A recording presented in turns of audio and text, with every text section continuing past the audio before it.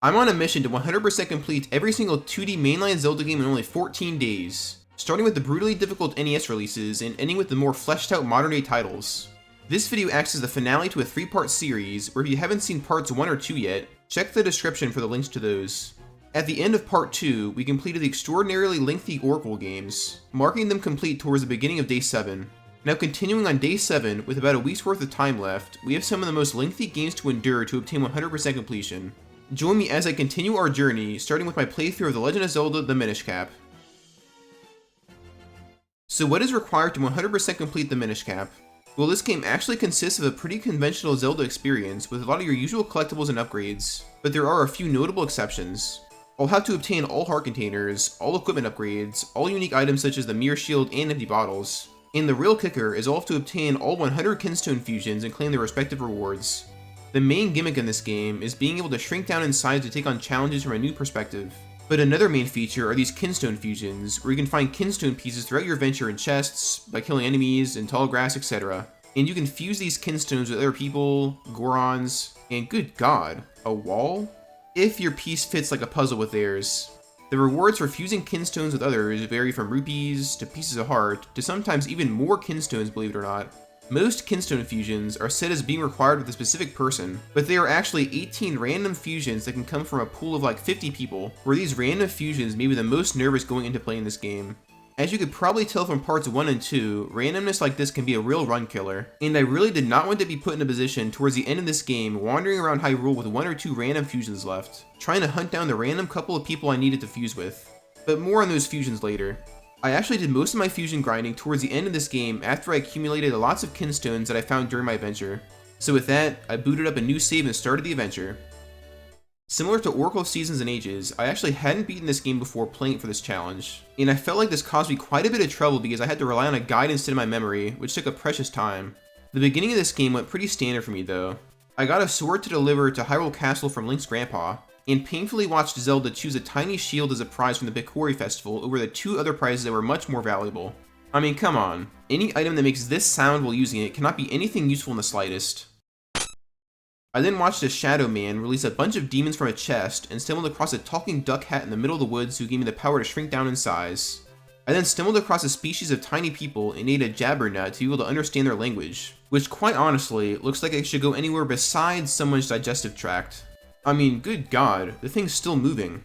I then found myself in the first dungeon of the game, Deepwood Shrine, which was quite honestly a piece of cake in similar Zelda first dungeon fashion. I then got boxed in by a gang of children, one of which had a stringy booger on the verge of grazing Link's fingertips as he was taught the power of Kinstone fusion by the hurdy-gurdy man, who marked the first person I fused with to kick off my 100 fusions journey. I then made my way over to arguably the most infamously difficult minigame in this game, the Cuckoo game. In this minigame, you're tasked with picking up cuckoos scattered across Hyrule Town, and throwing a certain amount of them into Anju's cuckoo pen within a time limit. There are multiple rounds that increasingly get more difficult, and the rewards for completing each subsequent round get better and better, starting at rupees and ending with valuable red Kinstones, and finally a piece of heart on the last round. In order to complete the later rounds, I'm pretty sure you need the Pegasus boots and flippers, but I decided to complete some of the earlier rounds at this point, in order to obtain enough rupees to purchase a larger wallet so that could hold more rupees. I then made my way over to the next main area of the game that you're meant to visit, Mount Krenel, where the second dungeon is located. The scale up the mountain took a bit of time, but it wasn't too difficult, and I found a piece of heart and a bomb bag on the way up. Towards the top of the mountain, I found Malari's Mines, which is basically a village for the tiny mountain Minish people. In one of the houses, I found the super creepy looking molten pulsating face thing, which seems so bizarre and out of place in this game. Like, am I crazy or does this thing look like a face? It doesn't actually do anything, but I just found it very strange, and I wonder if this thing was intentionally put here or not. But anyway, before I knew it, I found myself in the next dungeon, blasted through it at blinding speed, mostly thanks to these whiplash-inducing minecarts, and took out the boss, with Link barely taking any damage at all. From here, I did a lot of side content required for 100% completion that wasn't imperative for the main quest. I bought a boomerang from the shop for 300 rupees, which I honestly don't think I used a single time because I gravitated towards using the bow for range attacks instead. I then visited a great fairy who asked if I wanted to throw in every single one of my rupees into her fountain. Little did she know, I only had 8 rupees on me, but before I could throw any in, she gave me an even larger wallet, either as a reward for my generosity of offering to give away all of my rupees, or as pity for discovering that I only had a measly 8 rupees to my name. Either way, I did not complain and took the wallet and was out of there. I then made my way to what I like to call Brown Valley because, well, just see for yourself.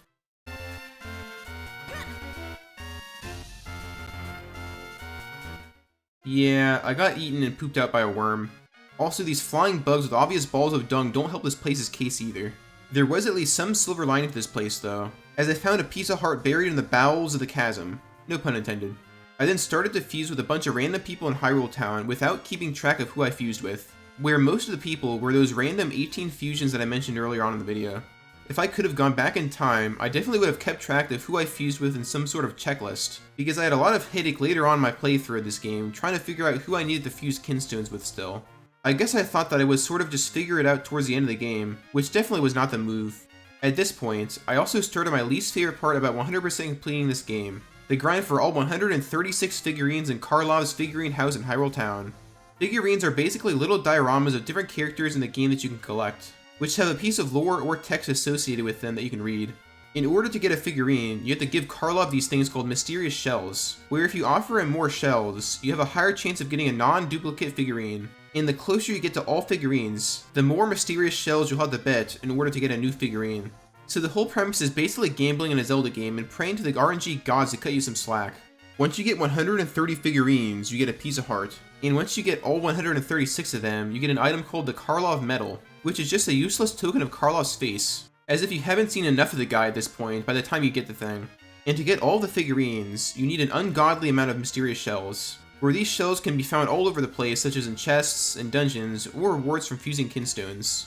I grinded for all figurines spread across my playthrough of this game, in order to keep my sanity of not leaving all figurines at the very end to do them all at once, but also because you can only hold 999 shells at a time, so you do not want to get in a position where you're obtaining shells when you can't even hold them. The way you bet mysterious shells in this game is also a bit unbalanced and strange, where each extra shell that you bet corresponds to an additional percentage point increase in the odds of getting a new figurine. So I found that each time you try to get a figurine, you should really either be betting one shell, or all the shells that you can in order to get a 100% chance of getting a new figurine. I didn't really mess around with betting enough to get an 80% chance or 90% chance of getting a new figurine. This is because for my own mental surety, if I was going to bet a bunch of shells, I didn't mind bidding a little extra just to have a 100% chance of getting a new figurine. Just bidding one mysterious shell each attempt pretty quickly turned the figurine grind to a slow crawl for me though, especially as I accumulated more figurines. Also, each time you bit one shell, you had to sit through the slow dialogue of Karlov speaking to you, as well as the figurine shell cracking animation, which takes way longer than it really should. So I would mostly try to bet a 100% chance worth of shells to make the process go quicker, but that required a massive quantity of shells to do consistently, which unfortunately does not really exist in the game unless you're fine with grinding for shells, which I had to do a lot by the end of my playthrough, but I'm getting ahead of myself. I then made it over to the next main area of the game, Castor Wilds, and soon made it over to the third dungeon of the game, Fortress of Winds. This dungeon was pretty easy, as Minish Cap has the easiest dungeons out of any of the 2D Zelda games that I've been playing up until this point. I was pretty surprised at the immense amount of rupees I found here. Conveniently enough though, I entered the dungeon with 995 of them, just 4 below the max capacity that I could hold. I then made my way to Hyrule Town and talked to Marcy at the post office. She sells these things called Swordsman newsletters, which are basically little pamphlets that the player can purchase and read to get advice on gameplay or clues for locations of various optional collectibles. And all of them are required to purchase for 100% completion.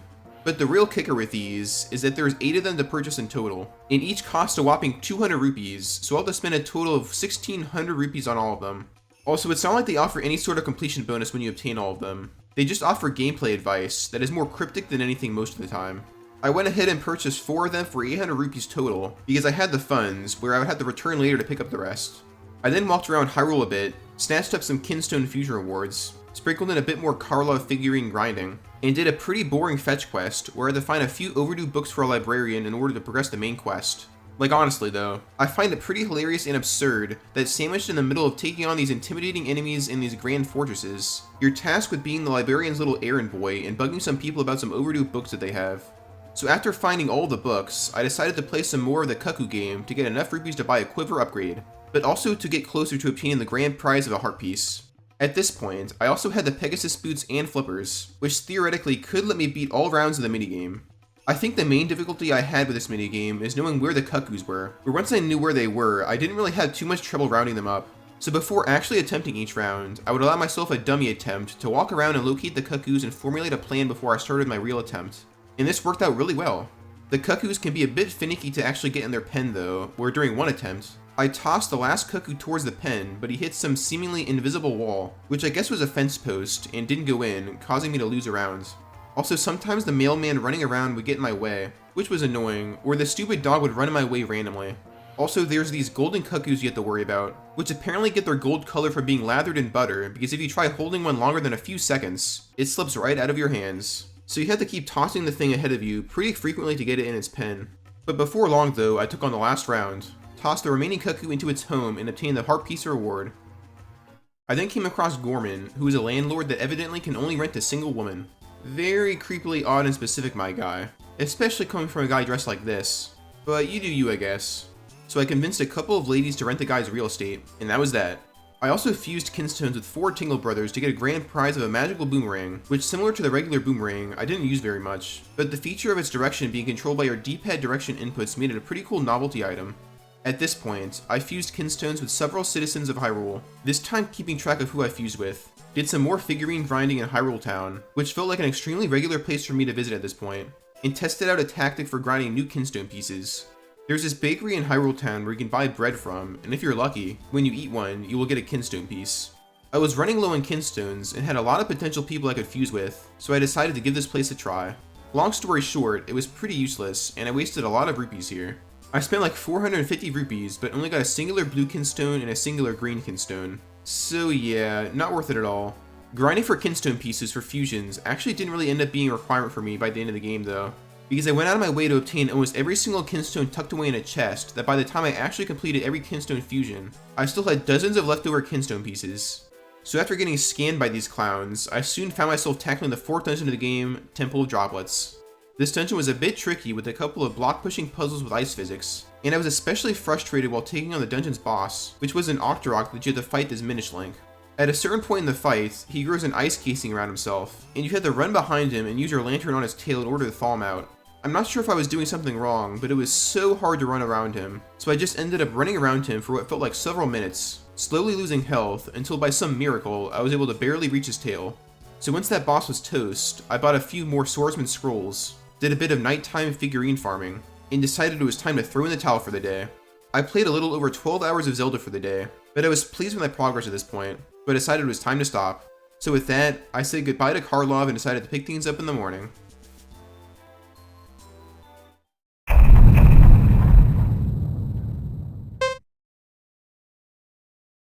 The morning of the 8th day, I did some more kinstone farming and got a reward of the largest bomb bag, which let me hold a whopping 99 bombs, which is absolutely absurd and more than I could ever dream of using at once. Shortly after this, I also got the largest quiver upgrade from answering a few softball questions that a great fairy asked me. I then wandered around a spooky forest and got, licked by a ghost. Alright, that just ruined any ounce of creepiness that this place had. Fused a crap ton of kinstones with people across Hyrule, and journeyed through the clouds as I was on the doorstep of the next dungeon of the game. In a room though, I found a guy with an oblong-shaped head and talked to him to get the light arrows, which are more powerful compared to the base arrows. I actually did not know this until after I took on this challenge, but these light arrows are actually permanently missable if you don't do something specific before progressing to the Cloud Tops area of the game. In order to get the light arrows from this guy named Kregel, you had to fuse kinstones with a guy in a house in Hyrule Town, and enter the portal he created. In the portal, you're brought to a sick Gregel, and in order to heal him, you have to use your Gust Jar on a ghost, Luigi Mansion style. But if you don't suck up this ghost before accessing Kregel's room through the Cloud Tops, the guy will be dead, and therefore won't be able to give you the light arrows. So I honestly got pretty lucky with this one and dodged a bullet. If I didn't fuse kinstones with that random dude in Hyrule Town and claim his reward, I would have had to start the whole game over again in order to obtain true 100% completion. Yeah, screw that. I had already sunk in over 10 hours in this game at this point in the challenge. So from here, I nabbed a crap ton of kinstones that I just found lying around in chests, and made my way into the Palace of Winds, the second to last dungeon of the game, which took me around 45 minutes to beat. This dungeon wasn't that crazy difficult, and the boss was my favorite in the game, which consists of these flying manta ray guys that you have to jump between with your rockscape in order to take out. From here, I did some more, you guessed it, figurine farming, where I had about 50 figurines remaining to obtain at that point in the challenge, so pretty far from attaining all of them just yet. At this point, I did purchase the 8th and final Swordsman Scroll, which was nice, and obtained the 4th and final empty bottle in the game, which is perhaps the most hidden and convoluted bottle to collect in the entire Zelda franchise.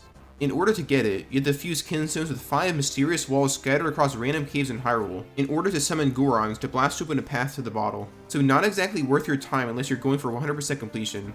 I also obtained an extra special kinstone reward of a whole heart container from an elderly Minish, giving me 19 total heart containers, where the only heart piece left in the game at this point was that annoying one barred behind that figurine game.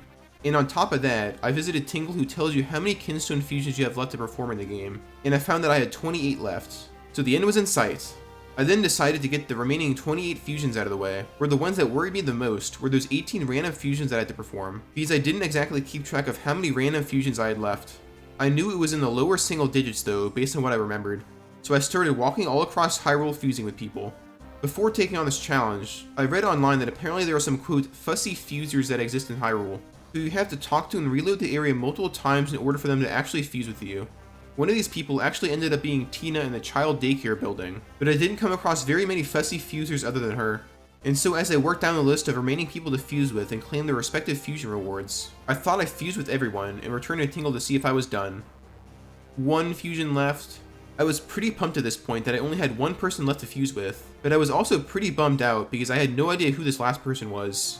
I started talking to different people across Hyrule that I suspected could be the last fusion, when I pulled up to our good old friend Dampé and figured out that he was the last one.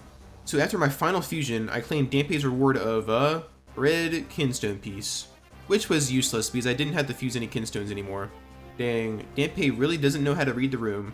And I talked to Tingle to get the Golden Tingle trophy, marking all kinstone fusions as being complete. But now we had to buckle down and complete a quest that plagued me ever since I started my playthrough of Minish Cap, the grind for all figurines. I actually didn't have anywhere close to having enough mysterious shells at this point in the game to get the remaining figurines, despite me obtaining pretty much every single mysterious shell chest in the game at this point. Luckily, there is another way of grinding for shells, and that comes from buying them at the shop. 30 shells for 200 rupees. Where would I get so many rupees though, you may ask? Well, the answer actually lies really close to Link's home, where once you exit the front door, dig just to the left of the entrance with your digging mitts. You will get a red rupee worth 20 rupees every single time. So if you keep entering and exiting the house, you can rack up rupees pretty quickly. I still needed a lot of mysterious shells to get the rest of the figurines though, mostly because I would always bet enough shells to have a 100% chance of getting a new figurine. I did not want to take any chances wagering a smaller amount of shells for a lower chance of a new figurine, and I honestly don't have any regrets with how I went about doing this. So after about a couple of mindless hours of digging for rupees, buying shells at the shop, and giving the shells to Carla for a figurine, I was finally able to get 130 total figurines to get the final heart piece. But there were actually 6 more figurines that I needed to get for 100%, but they are unlocked after you beat the final boss. So I then made my way to the final stand of the game. But man, this final boss was no pushover. Even with maximum heart capacity, I still had a tough time with this fight, which was super long with multiple phases. After several grueling minutes though, I made it to the final phase, which consists of Link needing to use his Cane of Passy on Vadi's arm to unlock an entrance that he can only access while in Minish form. Things were going pretty well at the start of this phase, but at one point, I got trapped behind Vadi and got hit like 6 or 7 times in the matter of a few seconds, which was devastating. Soon after, I got hit even more and I found myself at a quarter of a heart remaining, on the brink of death, and so close to beating the game. This is how it played out.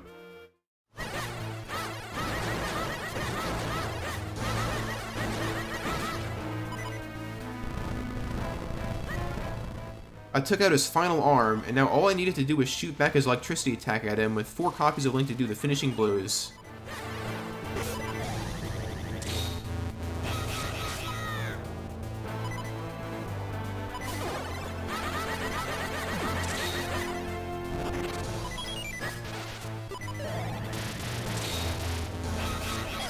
And I died. But good thing I have bottles, as a fairy saved me. I was able to stun Vadi 3 times, and during the final time stunning him, I took him out and beat the game.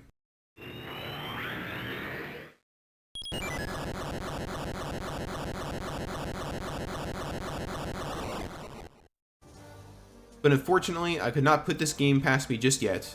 In addition to 6 more figurines being unlocked after you beat the game, a character named Bigoron unlocks the ability to chew on your shield, where if you chews on it long enough and you talk to him, he gives you the mirror shield. I think it's kinda strange that the game gives you the mirror shield upgrade after you beat the entire game, but I got a crap ton of collectibles through my playthrough this game that I didn't use a single time, so I guess I can't really single out the mirror shield all that much. As I let Bigoron chew my shield, I did some more rupee mysterious shell farming until I got 6 more figurines and got the Karlov medal, signifying that I collected every single figurine in the game. I would say that I felt overjoyed, but I was honestly pretty relieved that it was over. That mysterious shelf farming was pretty much the only thing that I didn't enjoy while playing this game because of how mindless it was. Also, one of the last remaining figurines that you collect just seems like a slap in the face, where we have the Zelda and Link one. First of all, it calls Link and Zelda friends, solidifying Link's friend zone status. But the last part of the description says that Zelda, quote, wishes that the somewhat unreliable Link were just a wee bit stronger. Well, excuse me, princess. Link just saved Zelda and all of Hyrule, and you get hit with Zelda thinking Link should be more reliable and stronger? That's just ridiculous. But anyway, the only thing I had left to do in this game was get the Mirror Shield from a Goron, which I obtained with no problem and marked Minish Cap as 100% complete, taking about 17.5 hours to complete. Not taking nearly as long as each of the Oracle games, but taking longer than any of the games that I played in Part 1. Now we move on to the singular game that gave me the most frustration 100% complete out of the 10 games that I played for this challenge. A game that's unassuming on surface level, but the more you peel back its layers, the quicker you realize how devilish and brutal this game actually is. This game is, in fact, The Legend of Zelda Phantom Hourglass for the DS.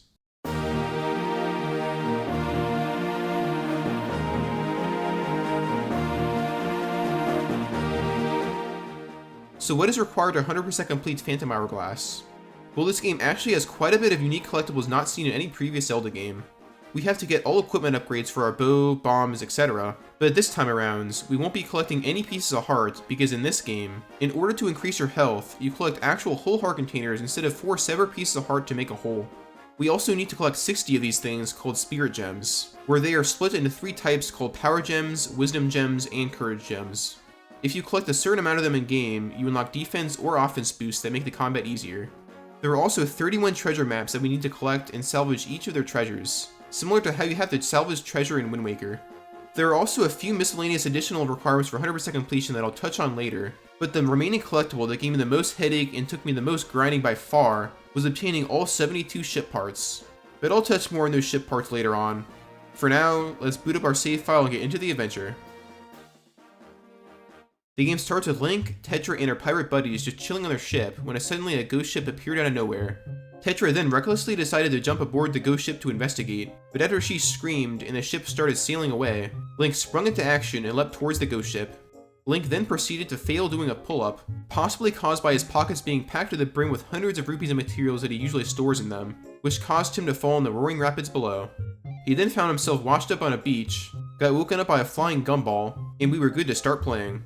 From here, I went through a lot of standard Zelda gameplay that you would expect in the introduction. I got hired by a farmer to clear boulders larger than Link himself off his lawn for mere pennies, saved a sailor's life, and got rewarded for my troubles with a small key and a concussion. And before I knew it, I was sailing at sea, on course to the first dungeon of the game. I dropped anchor at the Isle of Ember, and came across a couple of candles that you had to extinguish in order to progress by physically blowing into the DS's microphone. But I ran into a problem. I wasn't actually playing on a DS system. Believe it or not, it is actually very difficult to capture footage on a DS system. Like, in order to install a capture card for it, the only reliable method I could find was physically opening up the innards of the DS and soldering stuff onto the main board of the system. I've never actually soldered before, and I did not want to break my DS trying to learn how to solder, so I opted with the easier route and decided to play Phantom Hourglass and Spirit Tracks on an emulator and record the footage that way. I actually own the physical copies of the game, so I don't really see anything wrong with that. But the problem with the emulator was that I had trouble getting the microphone hotkey to work that I mapped to a key on my keyboard.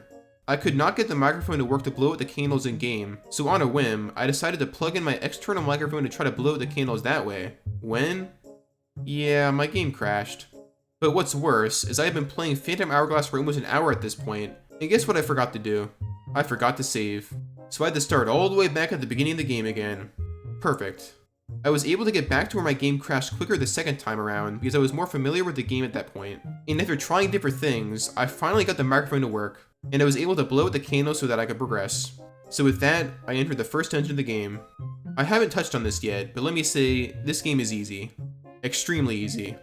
Like 95% of the puzzles in this game are incredibly mindless. I have not played this game in a little over 10 years, and I at no point during this challenge got stuck on any puzzle during this game and could coast right through it.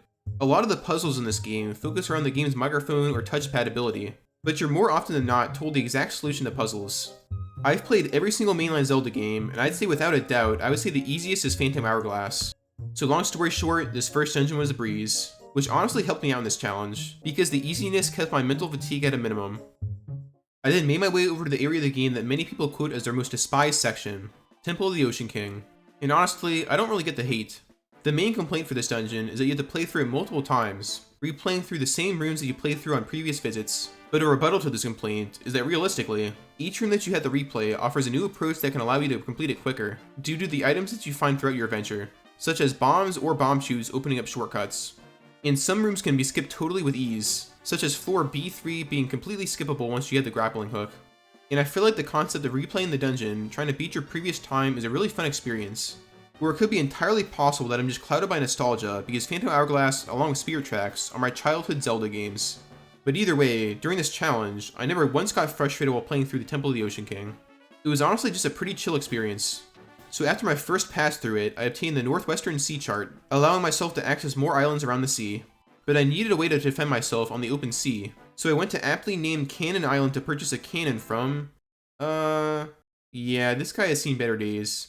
So I bought a cannon from the guy, for only 50 rupees mind you, and walked outside to find the postman who read me a letter written by himself. Pretty much introducing himself, and then he asked me to sign for it. Here we go, yep, and perfect.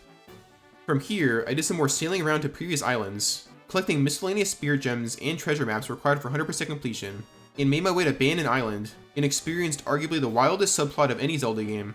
So you meet this guy here named the Old Wayfarer, who tells you that he came to the island to search for the mythical mermaid, and even built a pool in his house in preparation for when he, quote, captures her. So you then walk around outside and occasionally see a mermaid creature at the edge of the screen in the water, and she swims away if you come too close. But if you're an absolute menace and are quick enough, you can smack her on the head with your boomerang, which causes her to get stunned so that you can talk to her. Upon talking to her, she learns about the Old Wayfarer, is entranced by him, and she decides she wants to pay him a visit because she thinks wayfaring tales are neat, and she thinks that they may be fated to meet each other. So when you go back to the guy's house, you see the girl there, who is actually pretending to be a mermaid at that point, and the guy is overcome with joy because he states that he found the mermaid of his dreams. What's even more disturbing though, is that he gives you his fishing rod because he doesn't need it anymore, because he was planning on catching the mermaid with it, but because he thinks he captured the mermaid, he gives his fishing rod to the player. So basically Link pimps out a girl dressed as a mermaid to an old dirty sailor in exchange for his fishing rod. What an interesting start to the game's fishing side quest. Speaking of the game's fishing quest, in order to 100% the game, I will have to catch every type of fish in the game, where some are more rare than others. One of the rarest fish I'll need to find and catch is called the Neptuna, where only one of them exists in the game, and once Link catches it, the Old Wayfarer will give him a heart container. What I consider the rarest fish to find in the game is called the Stowfish, which is a tiny green fish that latches onto larger fish that you can reel in. But the real kicker with this guy is that it only has a 5% chance of being attached to a fish that you can catch, and you don't actually know that you have it until after you reel in the large fish that's attached to it. So you can waste a lot of time grinding for this little guy, going through the long process of catching the fish, just to find the Stowfish not being there. But more on these fish later on. For now, whenever I saw a shadow of a fish relatively close by while sailing, I would sail over to it and catch it to progress the fishing quest line as I played the game. So from here, I practiced swordplay with Link's doppelganger, Neve, to get a heart container. I mean, come on, this guy's dressed almost exactly like Link, and he even named his ship the Prince of Red Lions. From here, I did some more sailing, shot some seagulls with my cannon, and made it over to the Isle of Gust and tackled the second dungeon, Temple of Wind, which I completed without any issues at all. I then made my way to Bannon Island again to meet up with our least favorite minigame host from Wind Waker, Salvatore, who in this game hosts a cannon minigame where you shoot at targets from your boat as you travel on a set path, where a higher score nets you better rewards. I had to play this minigame to get the bomb bag upgrade, where I had to beat the high score of 2,500 points to get the prize, and honestly, it was pretty challenging. It's nowhere near as frustrating as a lot of the minigames I had to play for this 14-day challenge, but what made it difficult is I had to play the minigame with a computer mouse instead of a standard stylus. Pretty much all things that involved a touchscreen were a bit more challenging while using a computer mouse, but during the third attempt at the minigame, I was able to beat the high score and got my bomb bag. I then did a pass through the Temple of the Ocean King, this time going deeper into it, to unlock the location in the sea of which I could find the Sun Key, which grants Link access to the Temple of Courage. But in order to get the Sun Key, I needed to go to our favorite mummified bandage man, Edo, who you have to literally scream at to give you the salvage arm, where the salvage arm can be used to collect items from the ocean floor. Yes, this game asks you to yell at the guy through your DS's microphone, where the louder you beg the guy to give you the thing, the cheaper he'll sell it to you. Nintendo out here teaching kids the art of haggling. Just scream as loud as possible and you'll get what you want for a better price. The range at which he can sell it to you can range from as low as 200 rupees, all the way to the astronomical amount of 1,000 rupees. I got him to offer me the salvage arm for a pretty low cost of 300 rupees, which I accepted because I thought it was good enough. I then salvaged the Sun Key, as well as several treasure map locations marked with X's on my map that I had collected throughout my adventure thus far. A lot of these treasure map rewards weren't crazy helpful, where they were mostly just rupees, more sand for Link's Hourglass, which basically equated to a more lenient time limit in the Temple of the Ocean King, and random ship parts. Speaking of ship parts, once I salvaged all my treasures, I customized my ship to whatever abomination this is at Marquet Island to give me 5 total hearts while at sea instead of the starting amount of 4 hearts. From here, I used the Sun Key to unlock my way forward, took out some lizard men, and entered the 3rd dungeon of the Temple of Courage. At this point in the day, I decided it was time to throw in the towel, where I had been playing Zelda for almost 14 hours that day. Before this challenge, I had set a goal for myself to play roughly 14 hours of Zelda for each day, because it still gave me 8 hours of sleep time to regain my energy for later days, but also a couple of hours for random hygiene related things. So pleased with the amount of progress I made for the day, and pretty happy with the pace I had at this point in the challenge, I saved and quit my game and decided to pick things up in the morning.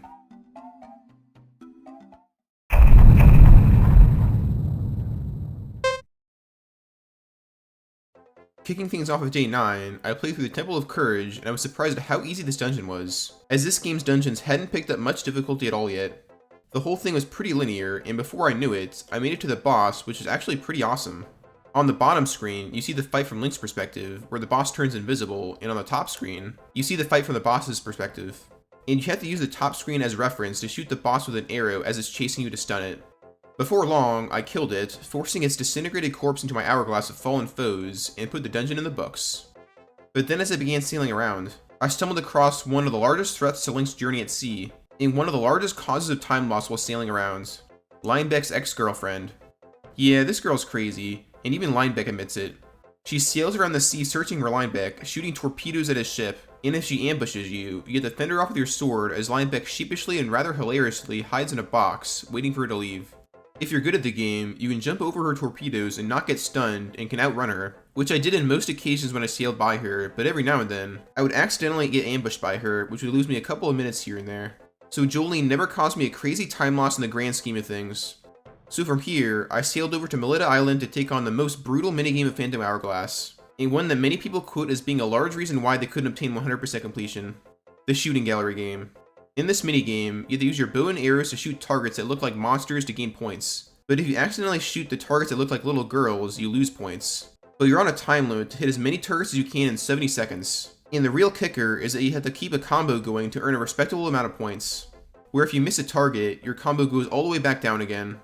There were 2 prizes I had to get from this minigame, which were a quiver upgrade after getting 1700 points, and a heart container after getting 2000 points. I got the quiver upgrade relatively easily after a few attempts, and keeping my combo for the majority of the minigame, but getting 2000 points to get the heart container is its own beast. You have to play essentially perfect to get at least 2000 points, where if you lose your combo once, or let a monster target pass by without shooting it, you can kiss your heart container goodbye.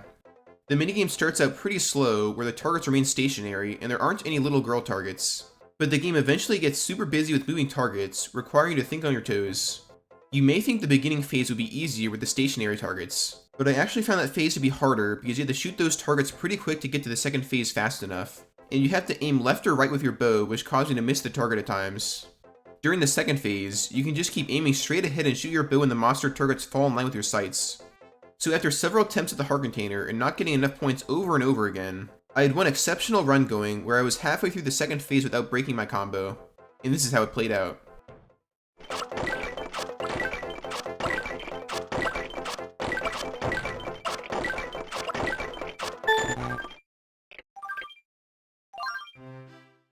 I actually got 2000 points, enough for the heart container, when I got a little trigger happy where at the last second, I accidentally made Link shoot a girl target, which tragically lowered my score to 1950.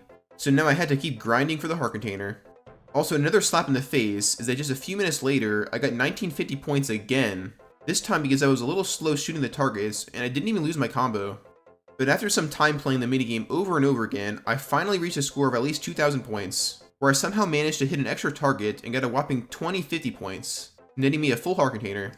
And to say that I was overjoyed would be an understatement. I was shaking, full of adrenaline at this point. But unfortunately, I was far from being done with this minigame. You know how I said I had to obtain one of every ship part in the game?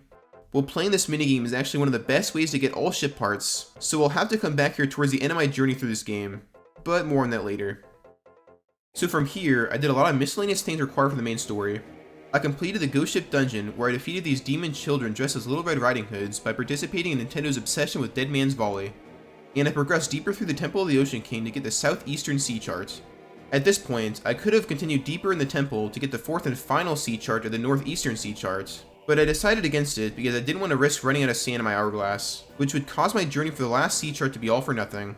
So I decided I would return to the Temple of the Ocean King when I had more items and more sand in my hourglass. I then bought a super expensive quiver upgrade for 1,000 rupees, and then earned almost 6,000 rupees instantly at Murkate Island by selling all my duplicate treasures and ship parts that I collected on my journey, where rupees will be essential to purchasing ship parts that I hadn't already owned from shops around the game, mainly Beetle's shop. I then made it to the island of the Gorons, which are a heck of a lot more derpy in this game compared to any other iteration of the Gorons. On this island, I actually purchased the shield for the first time in this game, surprisingly enough, where honestly, I didn't even notice that I didn't have it until I saw it here in the shop. This island was pretty strict of outsiders, where in order to gain trust with the Gorons and be one of them, I had to talk to every single Goron on the island and answer random obscure trivia about them, such as how many homes exist on the island, or how many Goron adults are standing outside, which I definitely did not look up the solutions to online. But after answering all the questions correctly, confetti rained down from who knows where, and I immediately had to pay 146 rupees as part of my dues. I was honestly starting to question my decisions of being a Goron at this point, but after getting scams, I made it into the Goron Temple.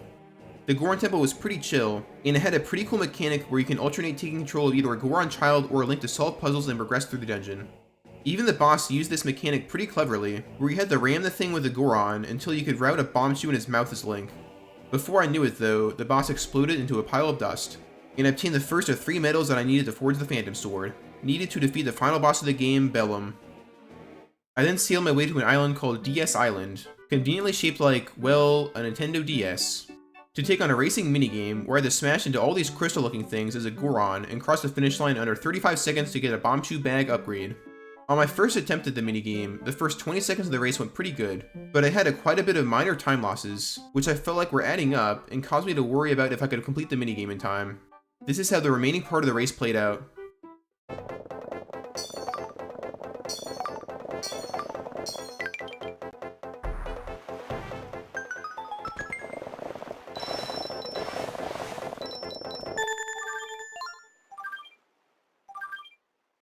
I completed the race with just 0.2 of a second to spare, and so without looking back, I took my Bonchu upgrade and sailed away. I began salvaging up some treasures across the sea that I located with treasure maps I collected, and collected my first golden ship part of the Golden Chimney. These golden parts are the rarest of the rare and were the hardest to obtain in the game, and I was happy that I was starting to obtain them normally while playing, instead of tediously grinding for them at the end. These next areas were not crazy interesting, so I'll just glance over them rather quickly. I then sailed over to the Isle of Frost, where I entered the Temple of Ice and obtained the second medal needed to forge the Phantom Sword. From here, I got some miscellaneous spirit gems and treasure maps scattered across the game, and then progressed all the way to the very bottom of the Temple of the Ocean King to get the Northeastern Sea Chart, unlocking the final area of the sea. In this northeastern quadrant, I entered the most confusing island of the game, Maze Island, which houses a minigame where you have to run around a giant maze. There are 3 difficulties to this minigame that involve you needing to run around, smacking a certain amount of gossip stones with your sword, and then collecting a prize within a time limit. Completing the easiest difficulty nets you a wisdom gem, the normal difficulty nets you a treasure map, and the by far hardest difficulty nets you a heart container. I knocked out the first 2 difficulties without much sweat, but the final difficulty seemed really intimidating. You have to hit a whopping 14 gossip stones scattered across the entire island, and there isn't much room at all for error in the path you take. And each attempt at this minigame takes multiple minutes, so you can rack up a bunch of time playing this minigame if you're slow and keep failing. But during my first attempt at the hardest mode, I thought I was soaring and was doing really good. I did not make any blunders really at all, where the only real time loss I had was due to small things such as not cutting corners tight enough. So with all 14 gossip stones interacted with, I began to run to the chest with the heart container with not much time left on the clock.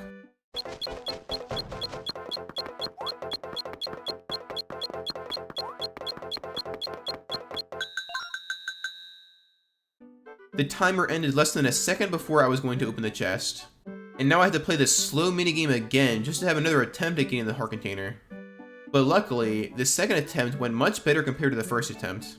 I took a couple of shortcuts this time around that saved me a bit of extra time, and I actually was able to open the heart container chest with the timer not even picking up speed to indicate that I was running out of time. And I was even given a large rupee worth 300 rupees for completing the maze as well. And so after a dangerously close chase with Jolene right on my tail, actually making contact with her torpedo a couple of times, I was able to sail just ahead of her and sail to my next destination of the Isle of the Dead. This island was essentially an intermediary place I had to visit prior to progressing to the next dungeon. There is a super useful room on this island where I found an astounding 2 more unique golden ship parts of the Golden Wheel and the Golden Cannon, along with a Courage Gem and a treasure map. Obtaining duplicate ship parts is unfortunately very common in this game, so I was super happy that I found 2 unique rare golden ship parts. Upon sailing to my next destination, I saw Jolene, sailing through some rocks like they were thin air. Dang, this chick's a menace to Linebeck, as well as a menace to the laws of physics. On the next island I visited, the Isle of Ruins, I found the 20th and final Wisdom Gem just chilling in a chest and entered Muto's Temple, the dungeon housing the final metal needed to reforge the Phantom Sword. Muto's Temple was slightly more challenging compared to the previous dungeons, but it wasn't anything crazy. I did find the most overpowered item in the game here though, the hammer, which can smash enemies at any spot on the screen, basically rendering your sword almost useless in comparison. So after beating the temple and getting the last of the medals, I got the Phantom Sword forged, netting me the most powerful sword in the game. At this point, I caught all the fish besides the legendary Neptuna and the Stowfish, so I decided to grind for those for a bit by sailing around the Isle of Gust, where fish showed up rather frequently. After many repeat catches, I caught a louver and it had a Stowfish attached to it. The Stowfish was actually on the 19th largest fish that I caught, which ended up equating to about average luck considering their Stowfish has a 5% chance of appearing on the largest caught fish. I decided to continue the grind for the Neptuna for later, so I made my way over to the Temple of the Ocean King to complete the last bit of gameplay required for the main story. I played through the temple to get to the very bottom floor and unlock the entrance to the final boss room after killing some phantoms with my Phantom Sword. So now whenever I wanted to take on the final boss, I could just warp straight to that room without needing to play through the entire temple anymore. So at this point in Phantom Hourglass, we accomplished all that was needed for the main story, and now we enter the tedious grind stage. I still needed a couple of spirit gems to acquire and treasure maps to salvage, along with capturing the Neptuna to get a heart container. But the main grind left was obtaining all the ship parts in the game, where I hadn't even obtained half of them at that point. Along with a plentiful amount of fish near the Isle of Gust, there were some pirate ships that dropped a random ship part once sunken that you can salvage with your salvage arm. So in an attempt to kill 2 birds with 1 stone, I would sail around trying to fish for the Neptuna while also sinking some pirate ships and collecting their sunken treasure for ship parts. I was able to rack up a decent amount of unique ship parts this way, with some being repeats unfortunately. Also using this method, I sadly did not have much luck catching the Neptuna. Fish after fish, I kept hooking ones that I already caught, and I eventually just stopped seeing the large swordfish icon on the overworld map entirely, where that large swordfish icon signifies a potential Neptuna. So as a means of preserving my sanity and general mental wellness, I decided to pause on fish grinding and come back to it later. Also, I don't know if it was just a result of me playing Zelda games all day for 9 days straight, or if I was just fed up from grinding for the Neptuna for about an hour with no results, but I was pretty mentally fatigued at this point. Mentally fatigued enough that I decided to throw in the towel for the day, after playing Phantom Hourglass for just over 12 hours. I just wanted to be done with Phantom Hourglass at that point, but the dozens of ship parts I knew I had to collect made me nervous about the potentially dozens of extra hours I had to spend playing the game. Each time you get a ship part in this game, it's a roll of the dice which one you get, so getting one of each 72 ship parts just seemed like a monumental task at that point. So not entirely pleased with my progress and what I had ahead of me, I decided to continue with Phantom Hourglass in the morning.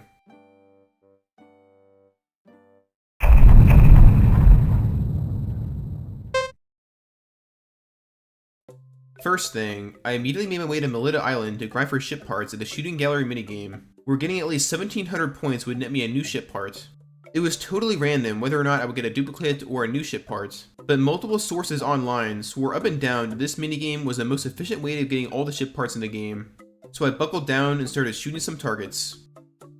After playing the minigame for about an hour, I got some new ship parts, but I was still missing 23 of them, so definitely a bit of more grinding to go. I decided to take a break from this minigame though, and sold some duplicate ship parts to get myself some more rupees. I then changed the date and time on my system to get the Masked Beetle shop to appear, which is only open from 10 PM to 11 AM on weekdays, and 10 AM to 12 PM on the weekend. This shop actually has a couple of unique items required for 100% completion, where I purchased a Courage Gem along with a heart container. Right after buying these items, I started to sail around for a bit until I saw a swordfish shadow, and when I started to reel in the fish, I noticed that it was the legendary Neptuna. I knew that if I accidentally let the fish get away, I would be devastated because of how long I spent trying to find the thing, so I very carefully reeled it in until it was 1 yard away, and I caught it! Immediately upon catching it, I sailed over to Bannon Island, talked to the old wayfarer, and was rewarded with a heart container, giving me a set of full heart containers. After exiting the guy's hut, I went over to the mailbox and was sent a power gem in the mail, signifying all 60 spirit gems as being collected. I then sailed over to Spirit Island to get rewards for getting all the spirit gems, where getting all the power gems increases Link's attack power, getting all wisdom gems increases Link's defense, and getting all courage gems causes Link to shoot massive sword beams from his sword. You can only choose one of these upgrades at a time, so I went with the sword beam power-up because it's awesome looking, and the combat is easy enough in this game to not really warrant the other two power-ups. One additional 100% completion requirement I set for myself for this game is completing the Temple of the Ocean King with 0 seconds being subtracted from your Hourglass. I made this a requirement because there's a spot in your collection screen that shows your best time passing through the temple, so since the game tracks your best time, I figured it would make sense to max that time out. This feat may seem impossible or incredibly difficult on surface level, but there are actually a lot of really helpful guides online that make it easy, where the key is to move as fast as possible while you're outside the safe zones, and collect as many of these golden pots as possible, which adds seconds to your Hourglass. You can actually break one of these pots right before completing the temple, which allows you to complete it with 25 minutes left in your Hourglass. From here, I continued the ship part grind. Instead of grinding at the shooting gallery, I decided to hunt for new parts at Beetle's shop. Each day of real life time, Beetle alternates the stock, where he carries 2 ship parts at a time. My methodology was to enter Beetle's shop and buy a ship part if it was one that I hadn't already owned. I would then save and quit the game, move my system's clock up by 1 day, and repeat over and over again. I found this method to work really well, where I was getting a decent number of parts that I hadn't owned previously. But the downside was that Beetle's shop can be extremely expensive, especially for rare parts that cost thousands of rupees. So eventually, I ran out of rupees and couldn't grind at Beetle's anymore. So I then tried my luck at the shooting gallery game again to grind for ship parts, where even the duplicate parts that I got there could be sold for more rupees so that I could purchase more parts from Beetle's shop. During the shooting gallery grind, I reached my all-time high score of 2150 points, where I honestly don't think there's any chance of me breaking that personal best. Also, I think the more points you get, the rarer your ship part rewards are, but I could be wrong with that. But either way, I got a duplicate ship part from getting that high score, so that was unfortunate. At this point, I only had 10 more ship parts to collect, where they were the only things I needed to obtain in this game prior to defeating the boss in order to reach 100% completion. I had already grinded ship parts from Beetle and from the shooting gallery for a while, so I decided to turn to a new source of ship parts, the Temple of the Ocean King. Not many people know this, but you can actually get ship parts from that temple at a pretty quick pace if you know what you're doing. Floors B7, B8, and B9 each contain a chest of a random ship part if you kill all the phantoms on each floor with your phantom sword. So you can warp to floor B7 using the yellow warp at the entrance of the temple, clear out the 3 floors, and save and quit and load your save to continue the process over and over again. I did this for about an hour and a half, which netted me 6 new ship parts, along with dozens and dozens of repeats. So I only had 4 ship parts left that I had to obtain: the log prow, the golden prow, the golden hull, and the pillar handrail. Now you'd think this game would be balanced such that each time you get a ship parts, you would have a 1 in 72 chance of getting a certain ship part because there are 72 ship parts in the game, right? Well, wrong. Some ship parts are more rare than others, where some parts have astronomically lower odds of appearing. You can trade ship parts between your friends to make obtaining all the ship parts in a singular save file easier, but since I'm playing this challenge on my own, I had to find all ship parts in a singular save file on my own. Since I got dozens upon dozens of repeat ship parts from the Temple of the Ocean King, I had thousands of rupees at my disposal, so I decided to grind ship parts at Beetle's shop some more. And after 2.5 extremely tedious hours of moving time forward a day and checking Beetle's shop, I only found 2 new ship parts. I found the golden prow and the log prow, leaving the golden hull and pillar handrail as remaining. And what's even wilder is that I purchased the golden prow and the log prow at the same Beetle visit, where those 2 parts were in stock at the exact same time. Like, I can't even begin to believe the odds of that happening. But after grinding at Beetle's for hours, I was really grasping at straws for ways of getting the last 2 ship parts. There's this multiplayer mode in Phantom Hourglass where you can complete these things called big plays, where some of the big plays have guaranteed golden ship parts as rewards. My thought was I could use this as a potential method for me to obtain the golden hull, but since I'm playing this game by myself, because I couldn't find anybody as crazy as me to take on this challenge as well, I could not access this multiplayer mode. So when I started thinking of new potential ways to get ship parts, I thought of something. The Mailman. If you defeat all the enemies on the ship of this guy with a maniacal smile deemed, well, the Man of Smiles, he'll gift you a prize postcard, and if you mail this postcard and wait a day, you have a chance of either winning or losing, where if you win, you get a random ship part. So I mailed the postcard, increased my system's clock by a day, and kept checking the mail and reloading my save to keep rerolling the prize to get a different ship part each time.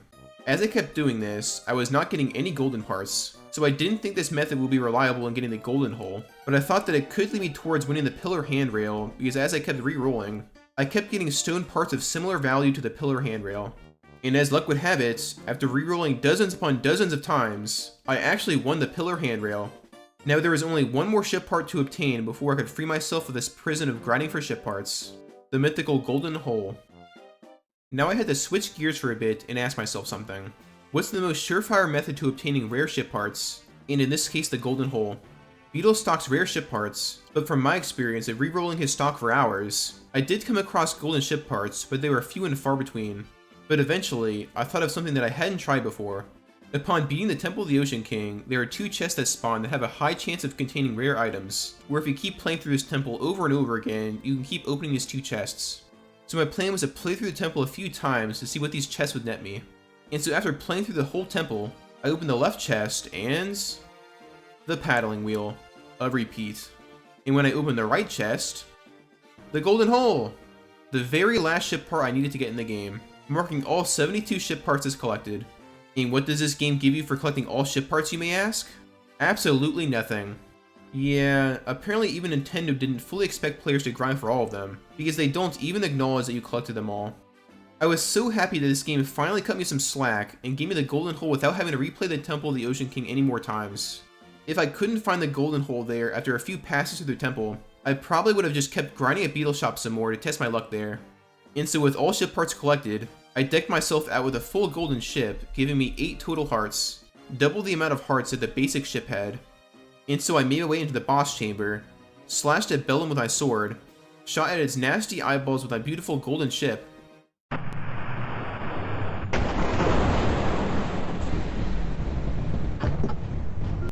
and good god, I worked so hard for that ship, and darn Grandpa didn't even try to do anything to save it. For shame. From here, I witnessed the final phase of the boss fight and took out Bellum, reducing him to a conglomerate of floating sand. Grandpa came back in his whale form, Tetra was saved, and Linebeck wished for his ship back. But quite honestly, I don't know why he's referring to the ship as his. I'm the one that grinded for hours on end to get the thing where it's at now.